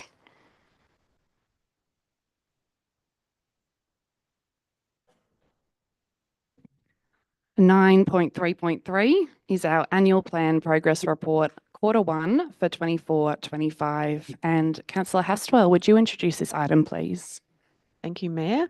And just very briefly, the report provides an update on the status and progress of projects in the 24-25 annual plan to the end of September 2024. Thank you. And do I have a motion? And that the council notes the annual plan progress report 24-25 Q1. Thank you, Councillor Hastwell. And a seconder, please. Councillor Driscoll, thank you. Is there any opposition? No, also very good. Councillor Hastwell, would you like to speak to your motion? Thanks, Mayor. That sounds incredibly brief, doesn't it, when we say it in a few words, but clearly, you know, the annual plan is a very ambitious document. There are many projects outlined, and very impressive as a new councillor to see the vision, the thoughtfulness, and the investment of skill, knowledge and resources to go towards realising that plan.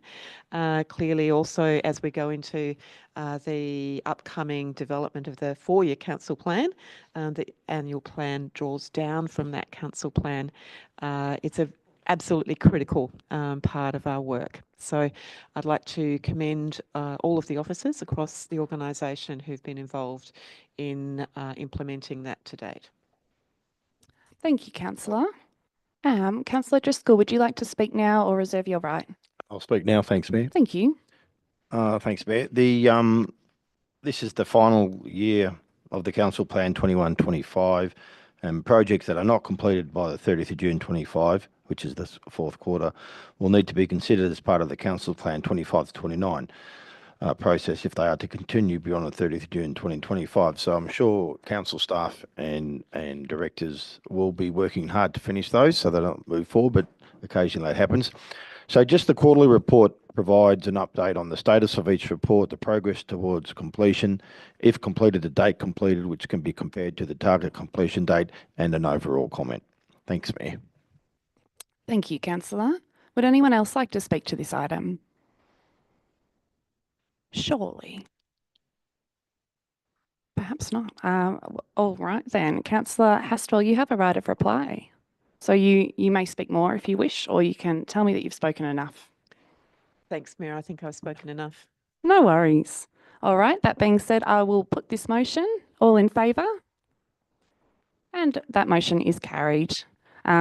This is another really exciting one because, you know, we're all about to start developing our first, this council's council plan, which lasts for the 4 years of our term. And as Councillor Hastwell said, is then broken down into these annual plans with priority areas. And it's quite a lot. A lot goes into the council plan. It's across the entire organisation, and, you know, so many staff and community members have input into the council plan. And to watch as over those 4 years we start completing actions. It's pretty impressive because it can feel like we're not going to get it all done, I think, at times, and especially as these kind of end of our previous council plan comes to an end, it's so lovely to see all these achievements over the last 4 years, and all these 100%ed actions, which is always very special, but also to look at the ones that perhaps we haven't quite got there with and consider, why is that and what do we need to do to make sure that all of our priority actions can be completed.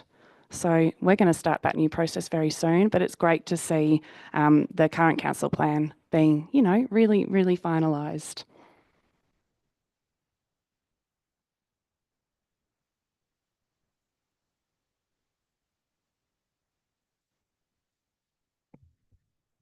(9.3.4) construction of retaining wall at the Castlemaine transfer station. So Councillor Hayden, can you introduce this item, please? Thank you, Mayor. Yes. So this report seeks a council resolution to approve the allocation and transfer of funds from the waste reserve for the construction of a new retaining wall at Castlemaine transfer station. The works are required following an engineering investigation which assessed the retaining wall as being structurally unsound and in need of repair or replacement to ensure safety and the uninterrupted operation of the site. Based on these findings, a detailed replacement design was developed and a public tender process was undertaken, with the preferred contractor selected in October 2024. The works are scheduled to be completed by the end of 2024. So I'll move that Council approves the allocation and transfer of $125,925, excluding GST, from the waste reserve to fund the construction of a retaining wall at the Castlemaine transfer station. Thank you, Councillor. Do I have a seconder? Councillor Walker, thank you. Is there any opposition? No? Excellent. So, Councillor Hayden, would you like to speak to your motion? Thank you, Mayor. I would. Yeah. So the background to this is, so this is the big wall that we all face when we drive into the tip, Castlemaine transfer station, and a little bit of background, just cherry picking some of the key points here. That it was last year, the middle of 2023, that Council's Manager of Engineering assessed the state of the retaining wall and discovered that while in the middle of last year, this was not an immediate concern then, the wall was structurally unsound and in need of repair or replacement. During that inspection, McClure Civil Management noted structural deterioration, and just quickly, for context, this was bulging and bowing, large cracks, spalling masonry, missing blocks, and exposed reinforcement. And I personally have noted that exposed reinforcement, and anyone people that work with concrete know that once the reinforcement is exposed, it rusts pretty quickly and deterioration is very rapid. So it's observed that deterioration suggested the wall posed a very real safety risk into the future. Further, while in the middle of 2023 that wasn't presenting an immediate potential disaster, delays in repairing or rebuilding the retaining wall could very well lead to additional expenses. If the wall collapses, significant cleanup efforts will be required. Furthermore, if the transfer station is rendered inoperable, then that's a major impact on Shire residents and potentially could lead to significant costs for council as well. So if the retaining wall fails and can't be used, this will significantly impact the operation of Castlemaine transfer station until it's rebuilt. Thank you, Councillor Hayden. Councillor Walker, would you like to speak now or reserve your right? I'll speak now, simply to reinforce that this is an occupational health and safety matter and therefore deserves priority, and therefore that's why I'm supporting it. Thank you, Councillor. Does anyone else wish to speak to this item? No? Then we are going back to Councillor Hayden. You have a right of reply.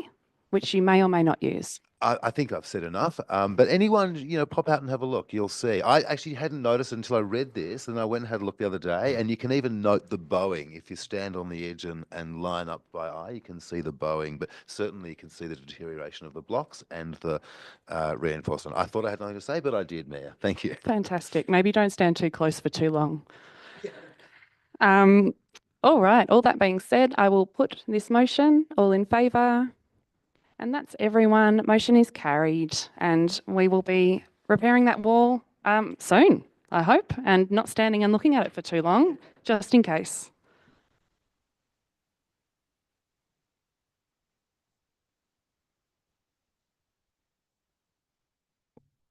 (9.3.5) is the schedule of meetings of council for 2025. So, Councillor Driscoll, would you like to introduce this one, please? Absolutely, Mayor. Thank you. At or before the last meeting of each calendar year, which has happened to be tonight, council must fix the date, time and place of all scheduled meetings of council for the following calendar year. The schedule of meetings of council must be posted on the council website and available from council customer service centres. I'd also like to move, Mayor, that council, 1, adopts the following times, dates and location as a scheduled meeting of council in 2025 as printed, and 2, notes that the schedule will be included in council's column in the Midland Express and on council's website and available from customer service desk. Thank you. Thank you, Councillor Driscoll. Do I have a seconder? Seconded. Thank you, Councillor Maltby. Is there any opposition? No. Councillor Driscoll, would you like to speak to this item? Oh, it's just fairly procedural. I mean, we've got the dates are fixed there. We've had a discussion about it. Everyone seems to be relaxed about it, so it's all good. Thank you. Thank you. And Councillor Maltby, would you like to speak? That's fine. Fantastic. Back to you, Councillor Driscoll. You have a right of reply. No, that's fine. Thank you, Mayor. Oh, sorry, I didn't ask if anyone else would like to speak to this one. Oh, sorry, Councillor Hastwell. Thank you, Mayor. Just to also note that there has been some interest in discussion around the location of council meetings, and while I'm very comfortable with the schedule as proposed, we also are keeping open, if you like, the opportunity to come back and consider whether there might be the chance to hold some meetings outside of Castlemaine, being really aware that we are a whole of Shire council, and that when we have all of our meetings in Castlemaine, that can really dissuade, I guess, some of our residents and businesses outside of Castlemaine from having equal level of participation. So just to note that that is something that we are keeping open as a point of discussion. Thank you, Councillor, and sorry for not giving you the opportunity to speak. Now I will go to Councillor Driscoll for a right of reply. No, I'm fine. Thanks, Mayor. Thank you. Thanks, everyone. All right, I will put the motion. All in favour? That's everyone. Motion is carried.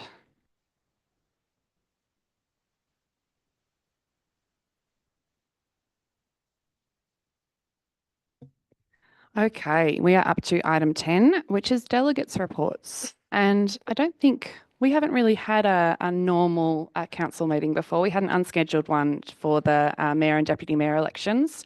But this is, I was explaining to councillors prior to the meeting that this is a time for us to speak to events and other things happening within the Shire and outside the Shire that we've attended in our council roles.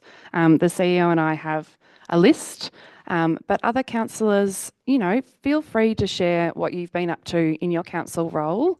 I know a few of you have expressed interest, so I'm just going to start with Councillor Cordy. Thanks, Mayor. Just a couple of brief ones.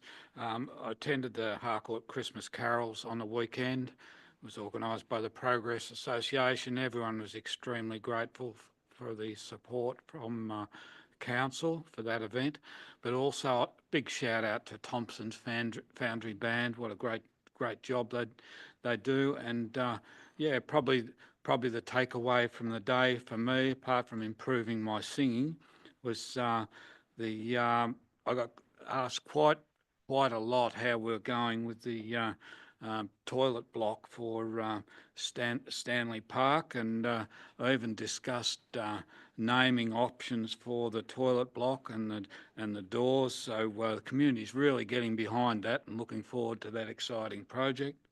The other one I just mentioned briefly, one of the committees that I'm involved with is the Calder Highway Improvement Committee as a council representative. And I haven't, to be honest, I haven't been to that for a while because I've been pretty disgusted with the state of the highway. But I went to Melbourne and back today, and there were no visible potholes on the freeway, and there were no speed reductions down to 40. So it seems like we've stopped playing politics with our flagship freeway, which is a couple of $1 billion worth of asset. So it was wonderful to go down the road and back without being held up. So congratulations to Regional Roads Victoria for the great work that they're doing. Thank you, Mayor. Thanks, Councillor Cordy. Councillor Hayden, do you have a delegates report? Yeah, I do. Thank you, Mayor. Yeah, just a couple of quick ones. So I was very fortunate to attend the announcement of the funding for the Urban Waterways project down at 10-foot Bridge in Castlemaine, Forest Creek in Castlemaine. This is a really substantial bunch of money. There's 2 Commonwealth grants totaling, I think, a little over $2 million in total. The larger of those, 1.8 million, was announced by Lisa Chester's MP on Wednesday the 11th, and this is a project that we, the Shire, is a formal partner in, and it's a really exciting project because those of us with long memories will know that there have been several projects over the years that have looked at different spots along Forest Creek, Barkers Creek, Campbell's Creek. This is really a really interesting and I think important project in that it's focused on a 3-kilometre stretch of Forest Creek from Wesley Hill all the way down to the junction of the junction with Barkers Creek, where Campbell's Creek commences, and a small section of, or actually quite a significant stretch of Campbell's Creek as well. And it's a pity that the representatives from our Friends group aren't here now, because I'm sure some of them were there, would appreciate that too, that when we're thinking about restoration projects, it's really important that we focus on a whole stretch and not isolated areas. I had some really interesting conversations with Higo and Terry Belair from Friends of Campbell's Creek about projects which have not succeeded in the past, not in our Shire, but elsewhere, where funding has been limited to a particular spot on a creek. And then those invasive species have just recolonised those areas once the backs are turned. This project is really exciting because, as I say, it addresses a 3-kilometre stretch of the creek, and the main outcomes here will be in the channelized section of Forest Creek will be allowing for a meander, a natural type meander of Forest Creek through that channelized section, some weed removal, planting of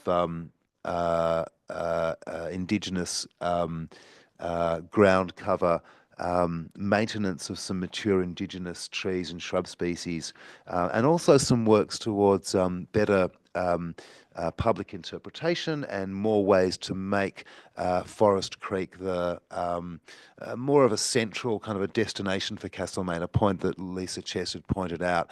Often we neglect the waterways in our town. So as an urban waterways project, it's really exciting. And the other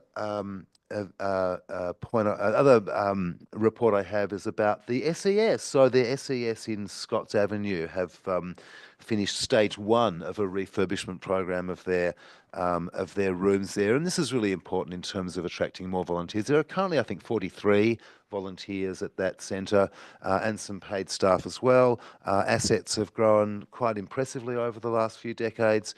It was interesting to hear kind of a potted history of the SES in Castlemaine, and that incident. What's it called? The incident. They've got like an incident control centre part of the stage 1. This will really enhance their ability to respond to the disasters and the emergencies that they respond to. We also saw some interesting maps and plans for stage 2, which hopefully will be forthcoming in the not too distant future. But it was really fabulous to meet those guys and to smell that new carpet smell and to look at all the new gear that they've got there now. And again, that was another substantial, I think $180,000 project, that's stage 1. Thank you, Matt. Thank you, Councillor Hayden, and thank you for attending a couple of things in my stead over the past couple of weeks as I've been kind of transitioning from one role into another. That's been really helpful, and thank you for that. Do any other councillors have a delegate's report? Councillor Hastwell. Thank you, Mayor. Firstly, I just want to, this sounds a little bit corny, but Christmas is here, and you know, I think it's a great opportunity to acknowledge that means many different things to many different people. But I've been really, if you like, cheered by seeing the community's efforts around celebrating Christmas in their own ways. Some of those being supported through Council's Community Christmas Celebration. I think I've got that grants program right, roughly. But, you know, there's been lovely community celebrations. I've been to Maldon Golf Club and there was also Maldon Bowls Club included. And I've got to say that Maldon is looking gorgeous with flags all the way up the main street. Really beautiful gestures and contributions by community. In terms of more official types of activity, it was my privilege to attend and to speak at the launch of the Bill Woodfull Reserve Netball and Tennis Pavilion. Which includes, really importantly, female-friendly change rooms and really creates an enhanced, more inclusive type of facility for people of all genders and all abilities to be part of community sports. So that was last Monday, Bill Woodfull. But I also wanted to say, when you hear you know, the description of change rooms, again, perhaps a little bit like Councillor Cordy's toilet example, it doesn't sound that glamorous, but my goodness, it's so important. And when those facilities are well designed, and I've got to say the Bill Woodfull Pavilion is beautifully designed. It's not just a functional kind of addition, it really adds to that whole site. So terrific to see that, funded of course by both state and also by council. And again, congratulations to the Bill Woodfull Community Asset Committee who are involved with that, all of the community members, and also, again, council officers for delivering that project. Thank you, Councillor Hastwell. Do any other councillors have delegate reports? Councillor Driscoll. Thanks, Mayor. Just a couple of things. I recently went to arguably the best Christmas function in the Shire, the Muckleford Community Christmas Function, which was great.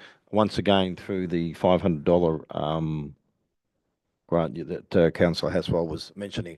It's really good. We had 60, 70 people there. It gets the community together. It's fantastic.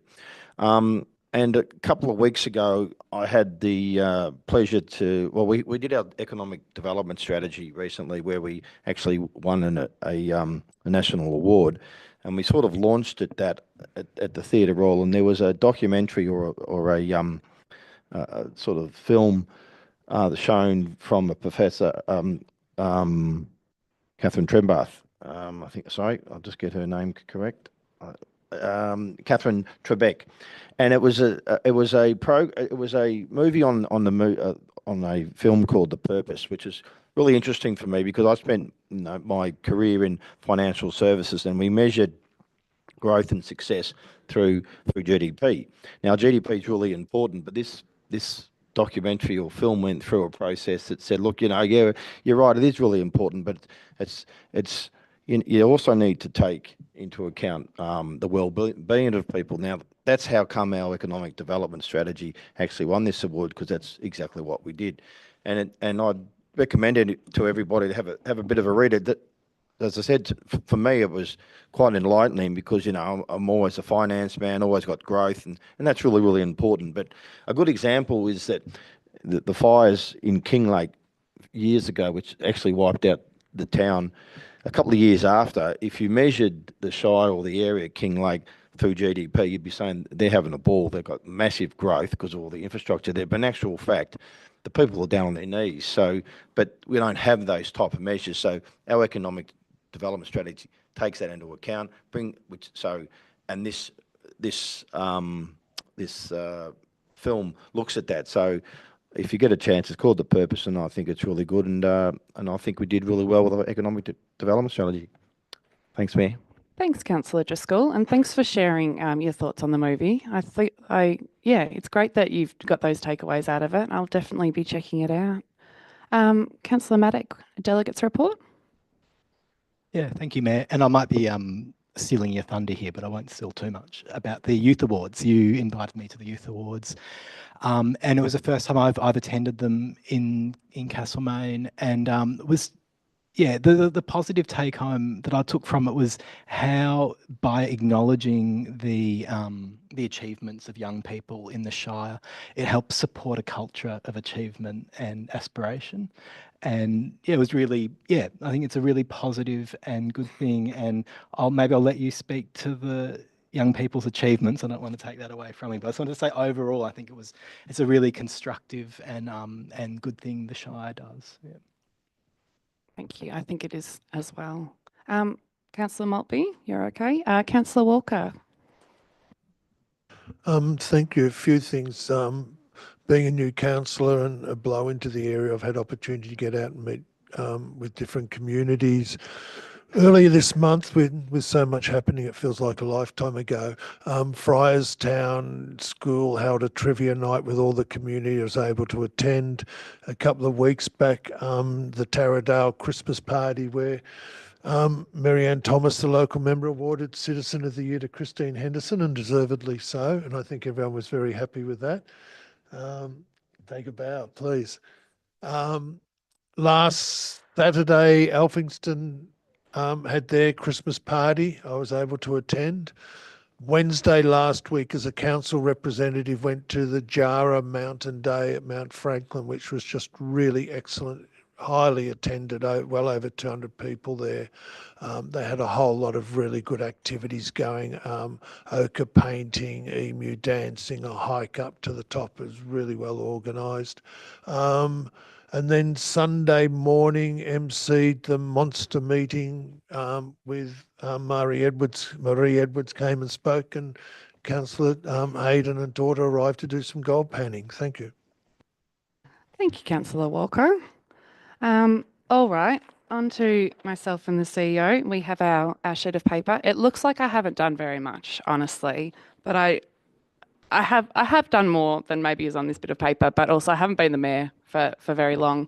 I have done some great things, though, in the last not very long, including, as Councillor Maddock mentioned, the Youth Awards. And it's actually really great because the last time that I was a mayor, that I was elected mayor, I also got to be mayor at the Youth Awards, and both times it was only a few days after I'd been elected. So there was that real ability for me to reflect on the change in those couple of years.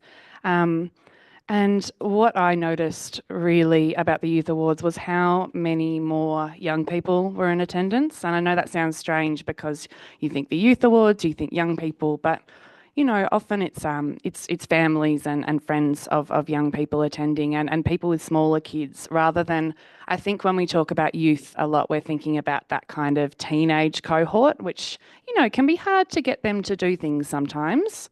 But they were well represented and exuberant, and, you know, there was dancing and there was music, and we had some really wonderful young people nominated for, I think we had 4 award categories this year, and a couple of dual winners. So I just thought I'd give them an extra shout out because they are, you know, all incredible young people doing pretty amazing things. So the Youth Award for Social Impact was shared. It was shared between Tanisha Murray and Harper Russell Just. Lloyd Meadows won the award for Youth Award in Industry. He has the Tortoise taught us espresso up here and has been doing that since, you know, he was quite a bit younger. The Youth Award for in the Music and the Arts, that was shared as well by Callum Nielsen Bridgefoot and Thea Sides. And the Youth Award for the Environment went to Grace Koff. And it was a real honour to be there, firstly to get to speak a little bit. And I both times I think have used it as an excuse to speak about what it was like when I was young, which, you know, is getting further and further away, but I still feel like I'm a teenager. But I think the fact that when I was a teenager, I was really good for a while and then I really wasn't. And I thought that I would never kind of come back from being not good. And, you know, it's really fantastic to get to speak, especially with young people, about the fact that I did have such a turbulent time and was really, you know, not well for a long time and not able to be the person that I wanted to be. But it wasn't a life sentence. And, you know, with growing up and with help and with, you know, understanding myself better, I was able to get to a place where I get to be the mayor of my hometown and my home community. And it's very special to be able to share stuff like that with young people, because there was not enough of that around when I was a kid, and I very much felt like bad decisions in teenage years could be the end of things. And I love to share with people that there is no, you know, depth that you can go to that you can't return from. So that was very special. It was also really lovely. I'd like to thank Deputy Mayor Hayden and also Councillor Maddock for coming along and helping me present the awards. It was a really lovely thing to share with you. And I think I chose the right awards for you both to present, and you brought a lot to it as well with your presence. While we're talking about amazing young people, which we will continue to, I'd also like to give a really big shout out to Castlemaine Secondary College and their awards ceremony that I attended with the CEO and the Deputy Mayor last week. This is the second time we've been a sponsor for their Ducks Awards, which, you know, feels like a really special thing as well. The CEO's just handed me the brochure. There were a lot of awards, pages and pages of awards, and it was very special because, like, some of these kids I have known since they were very little, and seeing the young adults they are growing into, and the kindness and the passion and the yeah, you know, it's not all about being academic. A lot of it is also about being a kind person and a compassionate community member. And there was a lot of pride in that room. I'm not going to shout them all out because it's a lot of them, honestly, but it was very impressive. And I think, you know, getting to shake hands again with a couple of Ducks recipients, it's a really big honour. And those kids are very special, but also, you know, the kids who aren't succeeding academically and who are succeeding in other ways, they also deserve that celebration. And I was glad there was space for them to be celebrated as well. And especially some of the kids who, you know, maybe are a bit more disengaged and a bit more anxious potentially. I saw that they were worried about getting up on stage and they did it anyway. And it was nice to see them smile up there and to feel proud of themselves. So that was another fantastic thing to attend. The last one I'll speak to very briefly is the mandatory mayoral training that the Deputy Mayor and I attended last week. It was difficult to get to. It is a terrible time of the year to go and spend 2 days in Melbourne. I city drove for only the second time in my life, and this time I didn't crash into anything, so that was very exciting. I'm always a bit unsure about mandatory training, especially because mandatory training generally comes about, and this training has come about because some councillors and mayors have not been performing their role to the standard that the local government minister wants them to. And look, there has been some bad behaviour. I think making us all do mandatory training is, you know, I'm not sure how I feel about that, but I did it. And I will say that as much as I was feeling a little bit shirty about it, particularly because I had to do so much city driving, I got a lot out of it. And I don't know about you, Deputy Mayor, but there were some sessions that I attended that were just fantastic and gave me some more tools to use in this role. The other lovely thing, obviously, is getting to meet all the other mayors and deputy mayors. and to get a real idea of the spread of people and personalities and just differences that make up the 79 mayors and deputy mayors, or maybe not all have deputy mayors, but across the state there's such wide representation. Could be a little bit wider probably, but you know, it's encouraging to see it getting there, and I thought it was very valuable. So that's me done. I'll pass over to the CEO. Thanks very much, Mayor. And just to reiterate and build on your comments about our record of what we've been doing for the last, usually each month to month, record councillors for those who haven't seen it before.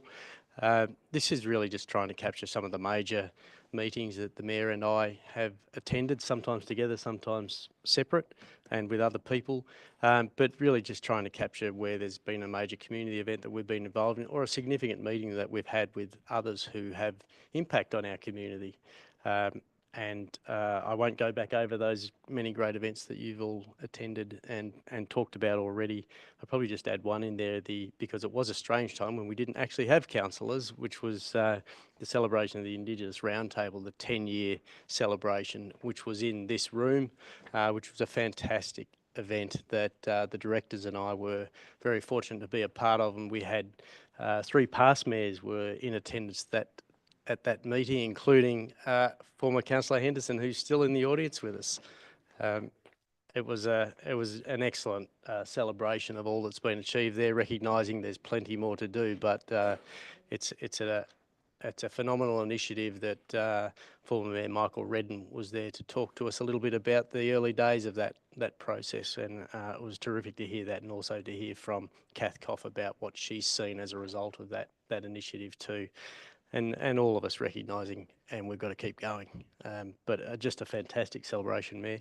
The other ones, as I say, there's a lot of, this is not all of the meetings that either of us might attend, but it is some of the major ones. And I guess what you'll see in there amongst the fantastic community events is myself, the Mayor, and also the executive spend a lot of time working with other authorities to work through what's happening in our community, how can we work together to make a difference, and you'll see that over time of who we mix in with. But pick an authority, and we tend to spend time with them at some frequency throughout the year, just to make sure that we're all understanding each other and working well together. So I'll leave it at that there.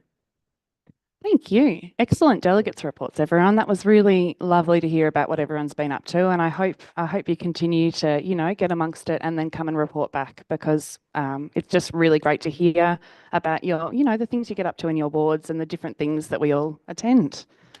All right, we're still moving along. We are up to item 11, which is notices of motion, and 11.1.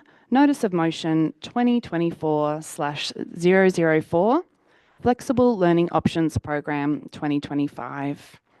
All right. I actually don't, hang on, I'm just going to confer with the CEO for a minute. All right. Couldn't remember how to do it for a second there. Councillor Maddock, this is a motion that you're bringing to us tonight. I'll get you to move it. Thank you, ma'am.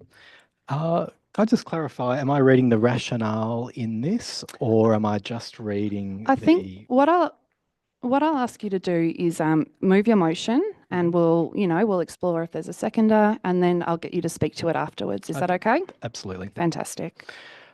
So I'd like to move that Council writes to Honourable Marie Edwards, Member for Bendigo West, Honourable Amanda Rishworth, Minister for Social Services, and the Honourable Ben Carroll MP, Minister for Education, to express concerns regarding changes to Castlemaine Secondary College's Flexible Learning Options Program, also known as FLOW.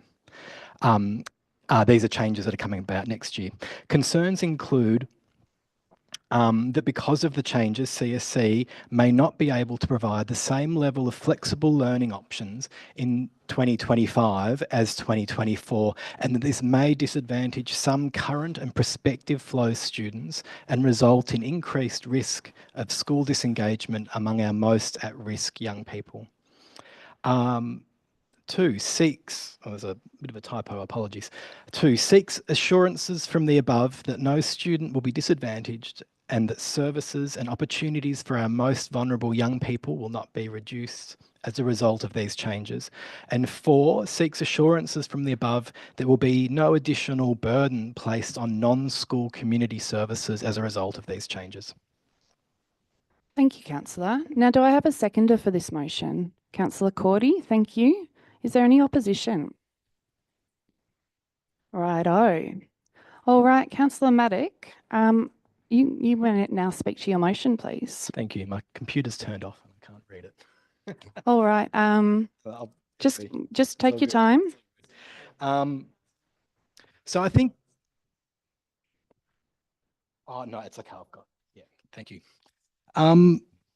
So just for a little bit of background, it's widely understood in the community, and I've heard extensively from constituents that the flow program will be significantly cut next year, particularly in places that are available for students. So a significant reduction in available places, and the relocation of the program from the Etty Street campus to the Blakely Road campus.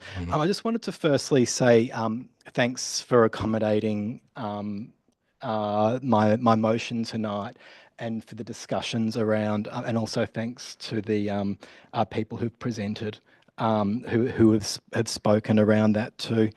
I think it's, and I'll just start by saying, I think it's fair to say that, and correct me if I'm wrong, but we all care about the kids at our shire, in the room here, and of course, regardless of whether councillors choose to support this motion or not, does not reflect on that. I think by putting this motion down, and I understand that it's potentially controversial, potentially can cause tension, and it's not something that I do lightly, and it's not something I do without considering. I've had a lot of sleepless nights over this and how best to approach it, and where it's caused any discomfort, I've weighed that very carefully against the benefits that I think of bringing this issue to a forum like this. And I think it's one of the great privileges of being an elected representative, that we're on the ground and we're hearing the stories from the communities, and we can bring them back into this forum where we can have a debate and we can have input from the community and have that on the public record. So I haven't done it frivolously. It's something I think, and it has to do with a lack of formal awareness in the community around these changes, that really prompts that. There's been, a couple of social media posts and that's it, but that doesn't reflect the concern in the community. The concern, particularly from the education community and those involved in social services, is quite immense from the conversations that I'm having. I also really wanted to stress as well that this motion is in no part passing judgment on the decision of Principal Hurd or any of the activities at CSC. It's not making a judgment as to whether whether this is a good decision or not, and I don't think it's an appropriate forum to talk about that. However, we can reflect the community concern, and we can also share that concern and seek assurances. I don't think it's, I don't think it's such a big concern that it would cause a significant problem for the council to make a statement like this. I think our relationship with the school and Justin Hurd, from all accounts that I've noticed, is very good and very strong, and that any level of accountability and interest from the community in these sorts of institutions can only have positive effect. I'm just going to read a brief statement, and I've paraphrased it from a parent, because it summarises at least how the community is interpreting these changes and what that might mean. I have both a historical and ongoing interest in the program. Present students have expressed to us their concern about the proposed changes. Flow has offered a safe and inclusive place for those struggling to fit in the main campus. Many of those students are neurodivergent and find the size and expectations on the individual student at the main campus overwhelming.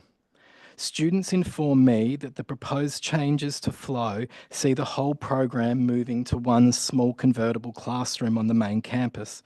We are concerned about this. Firstly, we believe part of Flow's success has been in its capacity to offer a separate space for students feeling uncomfortable on the main campus.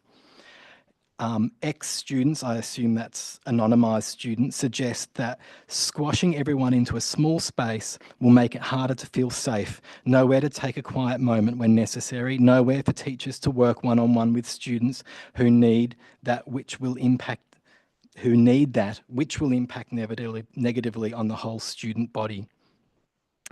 And I'll just, I've gone through the annual reports from CSC and just noted some, and I think it's important to sing the praises of a program like this at a time like this. So previously it's been credited as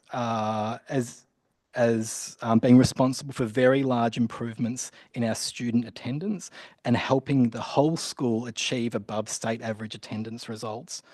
And more recently, and it's been described as an invaluable learning option for students who otherwise may have completely disengaged from their schooling. Taking on this praise, I've also taken a lot of informal praise for the program as well.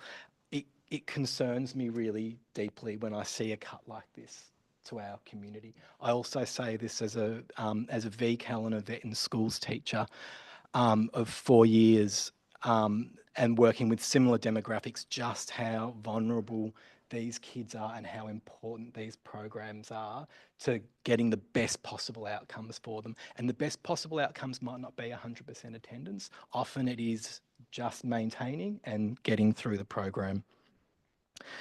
So when I see that cut, and this is where my personal concern comes from, it's I just imagine the inverse of all those positive things that I've heard. And from a counsellor perspective, I personally really worry for those kids. And it's the kids who aren't entering those programs necessarily because of that reduced intake. And I've lost my train of thought, which is why I should have been on script.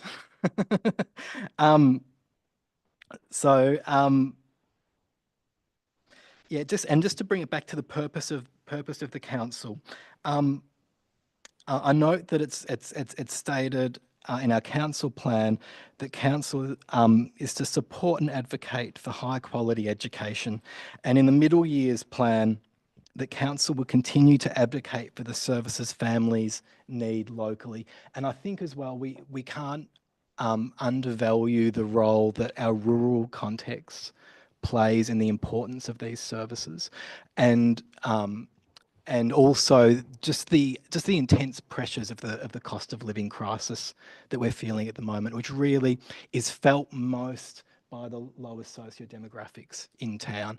So cutting services that are of a major benefit to anyone in our community, but especially those demographics during a cost of living crisis in a rural context is very concerning for me. I'll just close by saying that when you make your decision on this, it's really like we need to put these kids first and the best interests of these kids first. I respect that this kind of motion can cause tension between institutions, but primarily, particularly because these sorts of forums often lack diversity and lived experience amongst us, we really do have to advocate strongly for these groups. I'll close that there. Yeah. Thank you, Mayor. Thank you, councillors. Thank you, councillor. Councillor Cordy, would you like to speak now or reserve your right? Reserve my right, thank you, Mayor. No worries. All right, other councillors, would anyone like to speak to or against this motion? Councillor Walker. Thank you. In speaking against this motion, I want to make it clear that my objection is I fully endorse the issues you raise about flow, but as I've expressed to you, my concern is around process. What you've said about the cuts, we agree with you. In fact, as councillors, we had a discussion and we had a process in place where 2 councillors went and had a discussion with the principal. They came back, we endorsed that the CEO would continue those discussions. And we said we would also start engaging with other councils to see if they've got a problem so we can raise the United Councillor voice. One thing we overlooked, and I'm glad that you've raised it in one sense, was direct representation to our local politicians. This is an important issue. It has to be followed through. The question is the best way that we do that. And you may not have had this experience. I've had experience where we've adopted motions publicly thinking they're good and they've backfired. And I think the option to pursue it in a way, direct engagement, maybe in 4 months we're saying we have to adopt a motion, I'm not sure. I know I've heard comments that this is not a local government issue. I disagree with that. I agree it is something we should take up. I've expressed to you a bit disappointment about going out and lobbying people to make endorsements, because as I expressed, I've had a phone call implying that if I don't support this motion, I don't support flow, and that is fundamentally inaccurate. It's a pity Rowan, who came and talked to it, has left, but I want you, sir, to understand I fully support this program. I just have an issue around the best way. Because I'm a new councillor, I don't know the best way to do it. You can talk about transparency. Sometimes best things, if we want to achieve this, can be done without going public on it, or you announce it afterwards. Sometimes maybe you say we have to go public. I'm not convinced that this was the time to do it. I would have preferred to have pursued other options beforehand. And so for that, the reason, it's nothing against Fleur. The problems you raise with the cuts are perfectly valid, fully agreeing with it. I'm just not convinced that this is the best way at this stage to take it forward. Thank you, Councillor Walker. Do any other councillors wish to speak? Say one thing. Go on. Very then. quickly too, but Councillor Maddock, in spite of those criticisms, I really admire the work you've done on it. Thank you, Councillor. Councillor Hayden. Thanks, Mayor, and thanks, Councillor Maddock. And I'm also speaking against this motion, and I'm glad you presaged your remarks the way you did. It's in no way to be read that I don't care about the program or that I don't think something can be done. I share Councillor Walker's concerns about process. And so I won't restate those. I pretty much agree with everything Councillor Walker said, although I too feel that at this point a better approach is not with a formal motion. It may be that we end up here at some point in the future, but I feel a better approach is, as we discussed a week or so ago, would be for perhaps some less formal conversations. I just want to note that and maybe I differ somewhat in that perhaps I'm more reluctant to get involved in this because I do see a sort of a jurisdictional issue here. Not to say that we don't have a right to have opinions and to have discussions with state or federal government departments, but what really sticks in for me is that we haven't been invited to go into bat for CSC. This program of writing to Marie Edwards, of Ben Carroll, the Minister of Education, and other ministers, if that's something that the principal of CSC wants us to do, then yeah, maybe there's a role for us in advocacy there. I had the pleasure of that hour-long meeting with the principal, with yourself, Councillor Maddock, and it was made very clear to me that the principal had been appealing to 2 or 3 ministers of education, so Merlino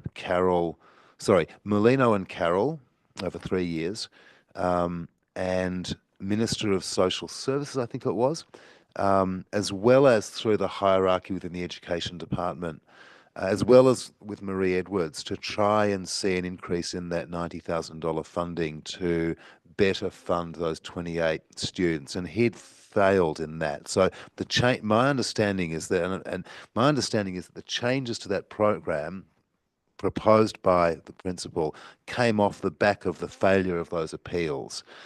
I don't see how what difference the Shire's going to make if the principal has been making those appeals over 3 years. I also want to note too, like, it was one of the great things about the awards ceremony. It was really, I went to school there at Castlemaine High School, as it was then, and perhaps like the mayor, had my own struggles at high school. There weren't programs like that in the late 80s. And it was really lovely to see those Flow students get up on stage and get their awards.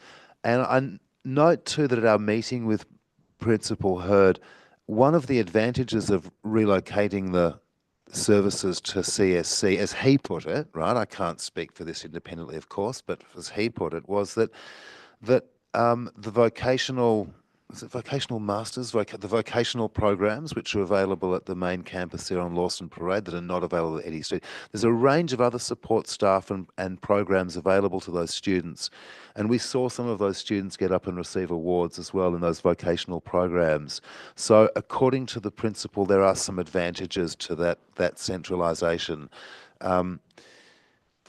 I'd like to see this discussion maintained with the principal, but I feel that this is not the way to approach it now. I don't see that this is the appropriate way to pursue this. Thank you. No worries. All right. Councillor Hastwell, would you like to speak to the motion? I just also concur with fellow councillors who are not supporting or not in support of the motion. Similar concerns. It's about process and for all of those things that have been raised. And again, to echo that, I think we've had some very strong, deep and discussions around the table over a number of weeks around this issue. And I also would like to see those discussions and considerations continued.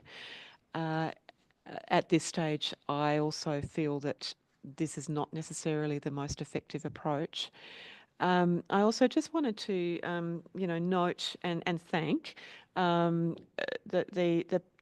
delegations or the representation that we've heard tonight, and from Jared, also Kath Koff, Kellyanne Blake, and others, and just say how much that is genuinely appreciated. It really does help, I think, for councillors to hear directly. Also, very much appreciate the passion and the concern that Councillor Maddock brings to the table. That's probably it from me. Thank you. Thank you, Councillor. Do any other councillors wish to speak to this matter? Councillor Maltby. Like the other three councillors that are opposing the motion, it is about procedure. There's no doubt not one person in this room wouldn't support that Flow program or any other youth education program. There's no question about that. But your discussions with the principal, he didn't ask us to go out batting like you're suggesting in your motion. And I'll just read something here that's in this report. It's understood the decision made by the principal with the knowledge of the Department of Education regarding the relocation of Flow program from Eddie Street to Blakely Road was based on a number of considerations. This included the opportunity to provide a better level of support and more learning options for current Flow students. We as a council don't have that information or knowledge that that won't happen. The Education Department people are the people that look after that. Yes, if the principal had said to us, can you go out there and tell the government we want another $150,000 to help fund this program, I'm sure some of our attitudes here would be different. But as a council, we need to work with the school, we need to support them, but we don't need to start an open air fight in the street. Councillor Driscoll. Thanks, Mayor. Thanks, Councillor Maddock, for your motion. But I mean, the Flow program is an excellent program. I've had something to do with it via Rotary for 3 or 4 years now. But I guess my issue is that, you know, we're councillors. We should be noses in, fingers out. I think decisions about operational matters, such as the Flow program and school programs, curriculum, by the school is for the school principal and their management and the education department. They know things that we don't know. We're standing here from the outside looking in. I know that the principal and management, it's a tough call. It's definitely a tough call. And they wouldn't have made that without due consideration for situations that and facts that we don't know. So I have faith in their management that they've made a decision, albeit a tough one, and you know, and sometimes you have to make tough decisions, unfortunately. But I have faith in their knowledge of the education and what's best for the students more than I do sitting as a council on the outside. Thank you. Thank you, Councillor Driscoll. Councillor Cordy, we're up to you. Thanks, Mayor. Been waiting patiently. Look, how I see it, and appreciate Councillor Maddox bringing this up, and part of the reason I seconded it is I wanted us to have this debate. It's very important. We have a responsibility to support young people as best we can. Not everyone thrives in the mainstream school systems. Just this week, I was approached by parents of teenagers that are struggling at school. The parents are talking about taking them out of school. Different school, familiar story. Teenagers struggling in the school system. You know, we've all had experience with family members going through rough times. Let's face it, we all have our ups and downs along the way, and we all have a story to tell. We talk about process, but let's get some discussion happening around this. I think it's totally appropriate that we stand up for teenagers in our community. And if you read Councillor Maddox's motion, he's not saying don't change anything. Read it. What he's saying about it there, he's asking for support for this program. So he's not ruling out changes to it.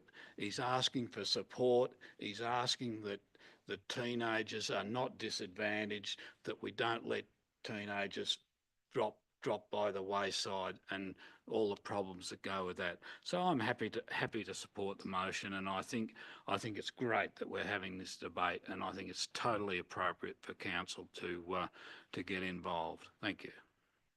Thank you, Councillor Cordy. Councillor Maddock, we're back to you for your right of reply. Thank you, Mayor. And thank you, councillors. And you know, the level engagement in this is really heartening, and your commitment or your stated commitments to flow is, I'm sure, appreciated by a lot in the community. There's a lot of points raised. I probably can't speak to all of them, but I think I'll just sort of work through some of the top things that sort of jump out to me. Firstly, around timing, and there's that idea that actually no. Before I go to timing, the idea that you raised, Councillor Hayden, around this somehow interrupting a sort of agreed strategy of consultation or approaches to the principal. I would assert that a motion like this does nothing to change what we've planned. There's no reason why anything we discussed can't continue. All we'd be doing is stating our concern to relevant authorities in a letter. That does not change our capacity of our CEO or any of us to continue meeting with Justin Hurd. Secondly, around timing, and this is this is our first council meeting. I'm bringing up something pretty big. I feel like the timing of this is crucial. This is a decision that's been made recently. It's already enacted to some extent, as I understand, and by February next year, it's going to be old news. And I hope it doesn't happen, but I'd hope that we don't forget about how we've ended up in any particular situation that we end up in. Councillor Hayden discussed the sort of advocacy around that's maybe happened before this time to get better supports for the Flow program, and that this has been going on for some time, which is heartening for me to hear as well. I think this illustrates the limits of behind closed door advocacy. The fact that advocacy has been coming from this community for such a long time, directly from a principal to a education department or minister. I'm not sure how they how those structures work, and this hasn't produced results. I think there's a point of caution there that we should take on, that if that's the only sort of advocacy that we're doing, how effective will that advocacy be? And I think, in a way, a public statement like this is another form of advocacy. It can complement, maybe it can interrupt or create a little bit of tension, but it's another thing that we can get going simultaneously to give the best chance at getting a program like this the support that it needs. Lastly on that, maybe not lastly, there's a few more points here. There's talk of positives of the move, and I've heard some very good and compelling arguments about how the move back onto the main campus can be positive for the students, including Councillor Hayden, what you mentioned about access to increased opportunities for learning, more diverse subjects. I think that's true. I think primarily the concern there is for, there's a reason why these students have entered the Flow program. And I'm not saying that they're not all, it's not a homogenous group. I'm assuming it's not a homogenous group. There'll be some kids who might reintegrate and be and really be elevated by being on the campus. And there'll be others for whom that is an incredibly traumatic experience. And I think that's where our concerns need to go. It's for the kids who may not thrive there, and they might be a minority, there might be none, and that'll be awesome. But we have no assurance of that. We have no assurance that that kids won't be disadvantaged by this change. And the fact that we don't have this assurance, and it's a big thing to get. It's a big commitment to give assurance that no one will be disadvantaged. But particularly working with this demographic and with students in this cohort, if we don't have that assurance, it is concerning. And I'll just speak to the word concerning as well, because it has dual definitions. One is sort of anxious making, which is not my intended use of the phrase. The other definition of it is recognizing that something is, I'm going to paraphrase it incorrectly, but it's basically recognizing that something is important and paying attention to it. This issue concerns me, and I think that's where we should be. And I think the public should recognize us as being that as well. And I think that's an important element, especially when there's a lot of people in the education community now feeling like their hard work might have been undone, or not listened to, or disrespected. I'm not saying that it has been, but just that we're watching this. Do I need to speak to that? open fight in the street. I don't think this is a fight. If I came up to Bill and tapped him on the shoulder on the street and say, Bill, I'm a bit concerned about you parking over my driveway. Can I have your assurance that you won't do it again? I don't think you'd call that a fight in the street, just respectfully. I know.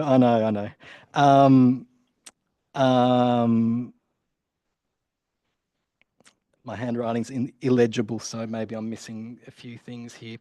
Yeah, look, I think I'll wrap. I think I've said everything that I've wanted to say. Thank you again for letting me air this. I think it has been constructive, and I think it brings into the public something that's really important to recognise. And I really do hope that you'll support the motion.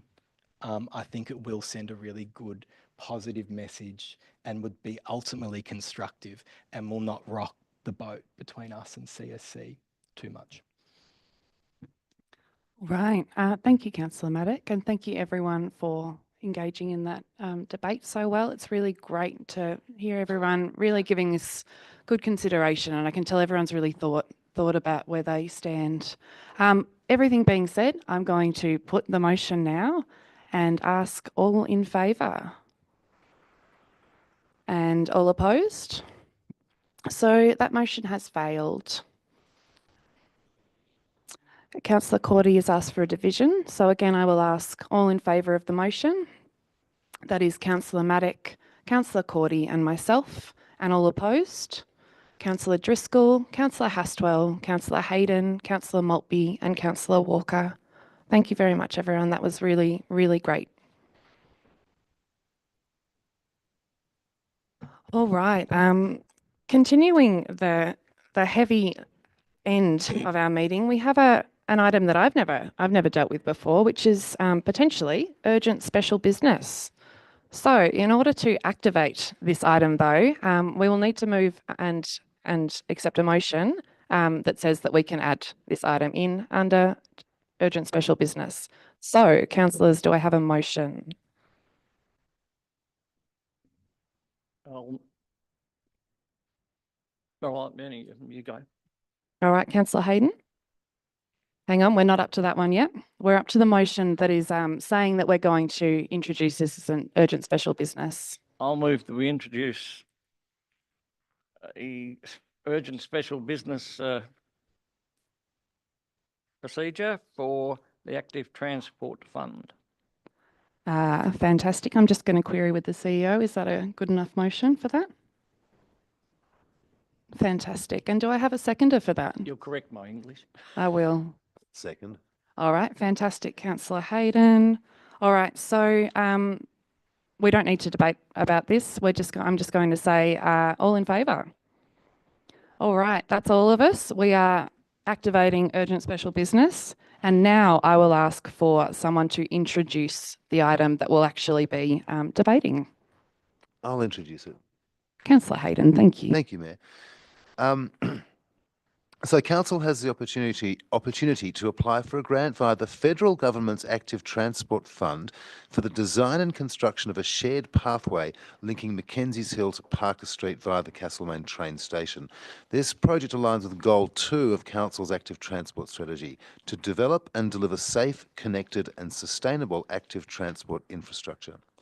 The purpose of this report is for Council to consider a total pre-commitment of $752,644 from future Council budgets over 4 years to deliver the project from Mackenzies Hill to Parker Street, Castlemaine, which is an important infrastructure project for the community. So I move that Council firstly approves Council officers to make an application to the Federal Government Active Transport Fund for the design and construction of a shared pathway for cyclists and pedestrians from Island Street, Mackenzie Hill to Parker Street, Castlemaine via the Castlemaine train station. 2, approves a total pre-commitment of $752,644 from future council budgets, which equates to $188,161 per year from 2025-26 to 2028-29. And 3, approves the Chief Executive Officer to provide a letter to be attached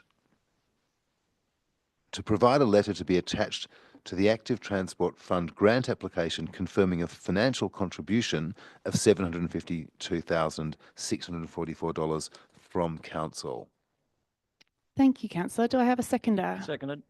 Thank you, Councillor Maltby. Before we progress, and I ask for opposition and all that, I just want to give a little explanation about why this item is applicable for urgent special business, and that is because the application is due on the 13th of January 2025, and we will not meet again before then. So that is what has triggered it to be urgent special business. We really need to decide something in this meeting so that we can make that deadline. So circling back, is there any opposition to this motion? Not at this stage. All right, Councillor Hayden, would you like to speak to your motion? Yeah, look, I will. I'll try and be brief. I think we're all aware of the importance of the Kennedy Street axis, the north-south axis through Castlemaine as a vital active transport corridor, and also the pressing need to improve active transport links from Mackenzie's Hill, Diamond Gully, that western part of Castlemaine into town. We can look at the master plan for the railway station precinct. We can look at the active transport strategy. There are a number of different council endorsed programs, and I add a number of other programs of various local organisations interested in cycling, walking, active transport, who have all identified, particularly the Kennedy Street access as a really important and an important missing link in our footpath network. And of course, the link from Mackenzie's Hill into town is really important too. It's a really unique opportunity for us to potentially, if we're successful, to get a really great quality pathway constructed at a fraction of the cost that it would cost us if we were to embark on this out of our own pocket. It does come with a significant pre-commitment of funds over 4 years, and we've discussed that. But I think when we consider how this particularly the Kennedy Street part, how important that is in so many different council plans, and the railway station master plan's quite old now. It's been bubbling along for ages. It really is timely for us. So I fully endorse this, and I also note that there's a second stage to this, which would be to extend that trail or track or pathway from Parker Street up to Castlemaine Secondary College. And that, if you think about it, that would be an outstanding piece of infrastructure, linking Mackenzie's Hill, Diamond Gully, even Norwood Hill, up to Castlemaine Secondary College. So I fully endorse this. Thanks. Thank you, Councillor. Councillor Maltby, would you like to speak now or reserve your right? I can talk now. No worries. Thank you. Councillor Hayden's correct, and the Mackenzie's Hill area is where the big population growth has been recently, and more people are riding their push bikes and walking, and unfortunately they're walking on the roads. This is a 4-year commitment, but hopefully the federal government funding is 3 or 4 times more than we're committing, and that will pay for the project. And it is important to keep developing these things. One day, as Harcourt grows, for example, there may have to be something similar put there. And if Malden gets some extra subdivisions, there might have to be something put there. So it's a good start to providing proper facilities. Thank you, Councillor. Does anyone else wish to speak to this item? Councillor Hastwell? Thanks, Mayor. This is a tricky one in some ways. I think it's very straightforward from some perspectives. Obviously, there's clear strategic alignment. Clearly, it's fantastic value, and it is an exceptional opportunity in terms of the co-contribution. At the same time, we've had discussions around the financial position of council, and with an understanding that in terms of our existing assets, we are not meeting our own targets in terms of renewal. And every time we commit and pre-commit to another new project, this potentially has implications for our capacity to renew our existing assets, which of course are distributed across the Shire. So I think it's one of those things where we can leap at it's a fantastic opportunity, and at the same time I think it's only responsible to consider what are the implications for that commitment in terms of the capacity to respond to other needs. I am in support, however, I am certainly not as black and white on this as some others. I can see the enthusiasm, but I also think it's really important that we keep a global perspective. Thank you, Councillor. Councillor Walker, would you like to speak to the motion? Thank you. Briefly, I endorse some of the concerns raised that we've not had a full chance to look at council budgets and financial issues of things, but sometimes you don't have a choice on this.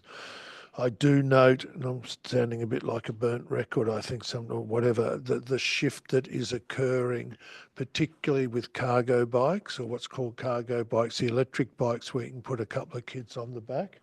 People are taking it up, one, because they can't afford a second car, and two, because they're concerned about the environment. We can talk about, I would like to think it's not Maldon and Harcourt one day, but this is the start of a further step. And I continually raise the issue of Duke Street and seen so many already misses there. So we've got to go in this direction. That's where the population's going. We've got to support them. For that reason, I support the motion. Thank you. Thank you, Councillor. Councillor Maddock, would you like to speak to the motion? Yeah, thank you.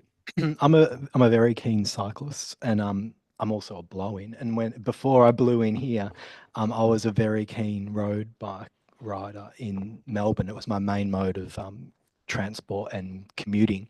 And Melbourne, doesn't have everything going for it, but what it does have is really incredible, well-designed cycle ways that act as is the word arterials or artilleries in and out of the city. So you can get on St George's Road and you can pretty much get all the way to the Hoddle Street grid. No, not quite.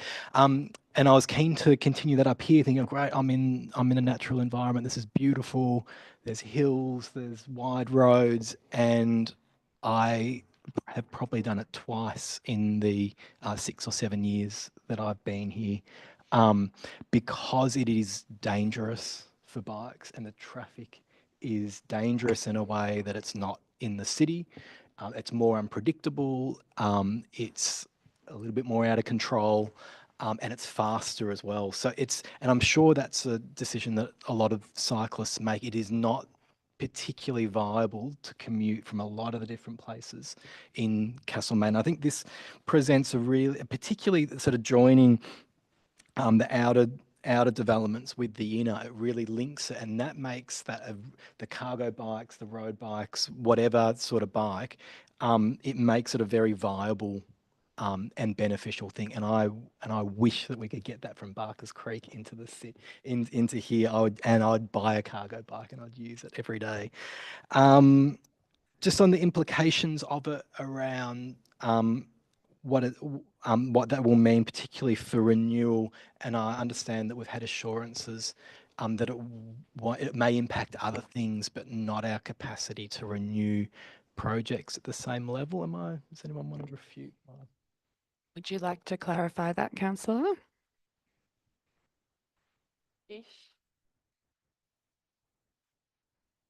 Thank you, Mayor. So, Councillor Hayden, while I cannot confirm 100%, we will be presenting different budget options to the council on an annual basis with regard to some of the benefits and trade-offs between renewal and new activities. It's an ongoing conversation. This will be a contribution to new infrastructure, which will need to be considered against the balance of future renewal investments to maintain the existing assets. So it's very difficult right now to be able to predict the next 4 years and what that means for the next 4 years. but it is an important consideration for council as you go forward in every budget cycle and every determination of the budget going forward. Thank you. And so I didn't mean to put you on the spot just there. And then just lastly, I think this is an area that there's underinvestment in active transport infrastructure in our shire. And that's very apparent. There's a huge opportunity for tourism, particularly because it's a link from the train station to the Botanic Gardens. This encourages train travel, which is really good because we're in a climate emergency and that reduces emissions. Good for the economy as well. And I think just the opportunity, we're not going to get every grant that we go for. So the money's not spent straight away. We might have to apply for a few things like this and we may get one. I think we should be, when something comes up, particularly when it's rare, and that's in the officer recommendations, I think we should go for it. Thank you. Councillor Cordy. Thanks, Mayor. Great project for residents and visitors to Castlemaine. Mount Alexander is a bit more than just Castlemaine. Be good if we can get the grant funds to enable this project. It's a very nice project. I actually have financial concerns about how this project stacks up against other capital projects and aspirations of this new council. So it seems if we can get the funding, probably stacks up, but it's still a big question mark for me. And the other thing is you got to put in the context our rural people, our farming community. They struggle to get a road graded. They can't get a white line on a road, and it's very difficult to get a pothole fixed. So there's only so much cake, and you can't get the basics right for the rural folk, but you gung-ho and spend heaps of money in Castlemaine. Thank you. Thank you, Councillor. Does anyone else wish to speak to this one? Councillor Driscoll?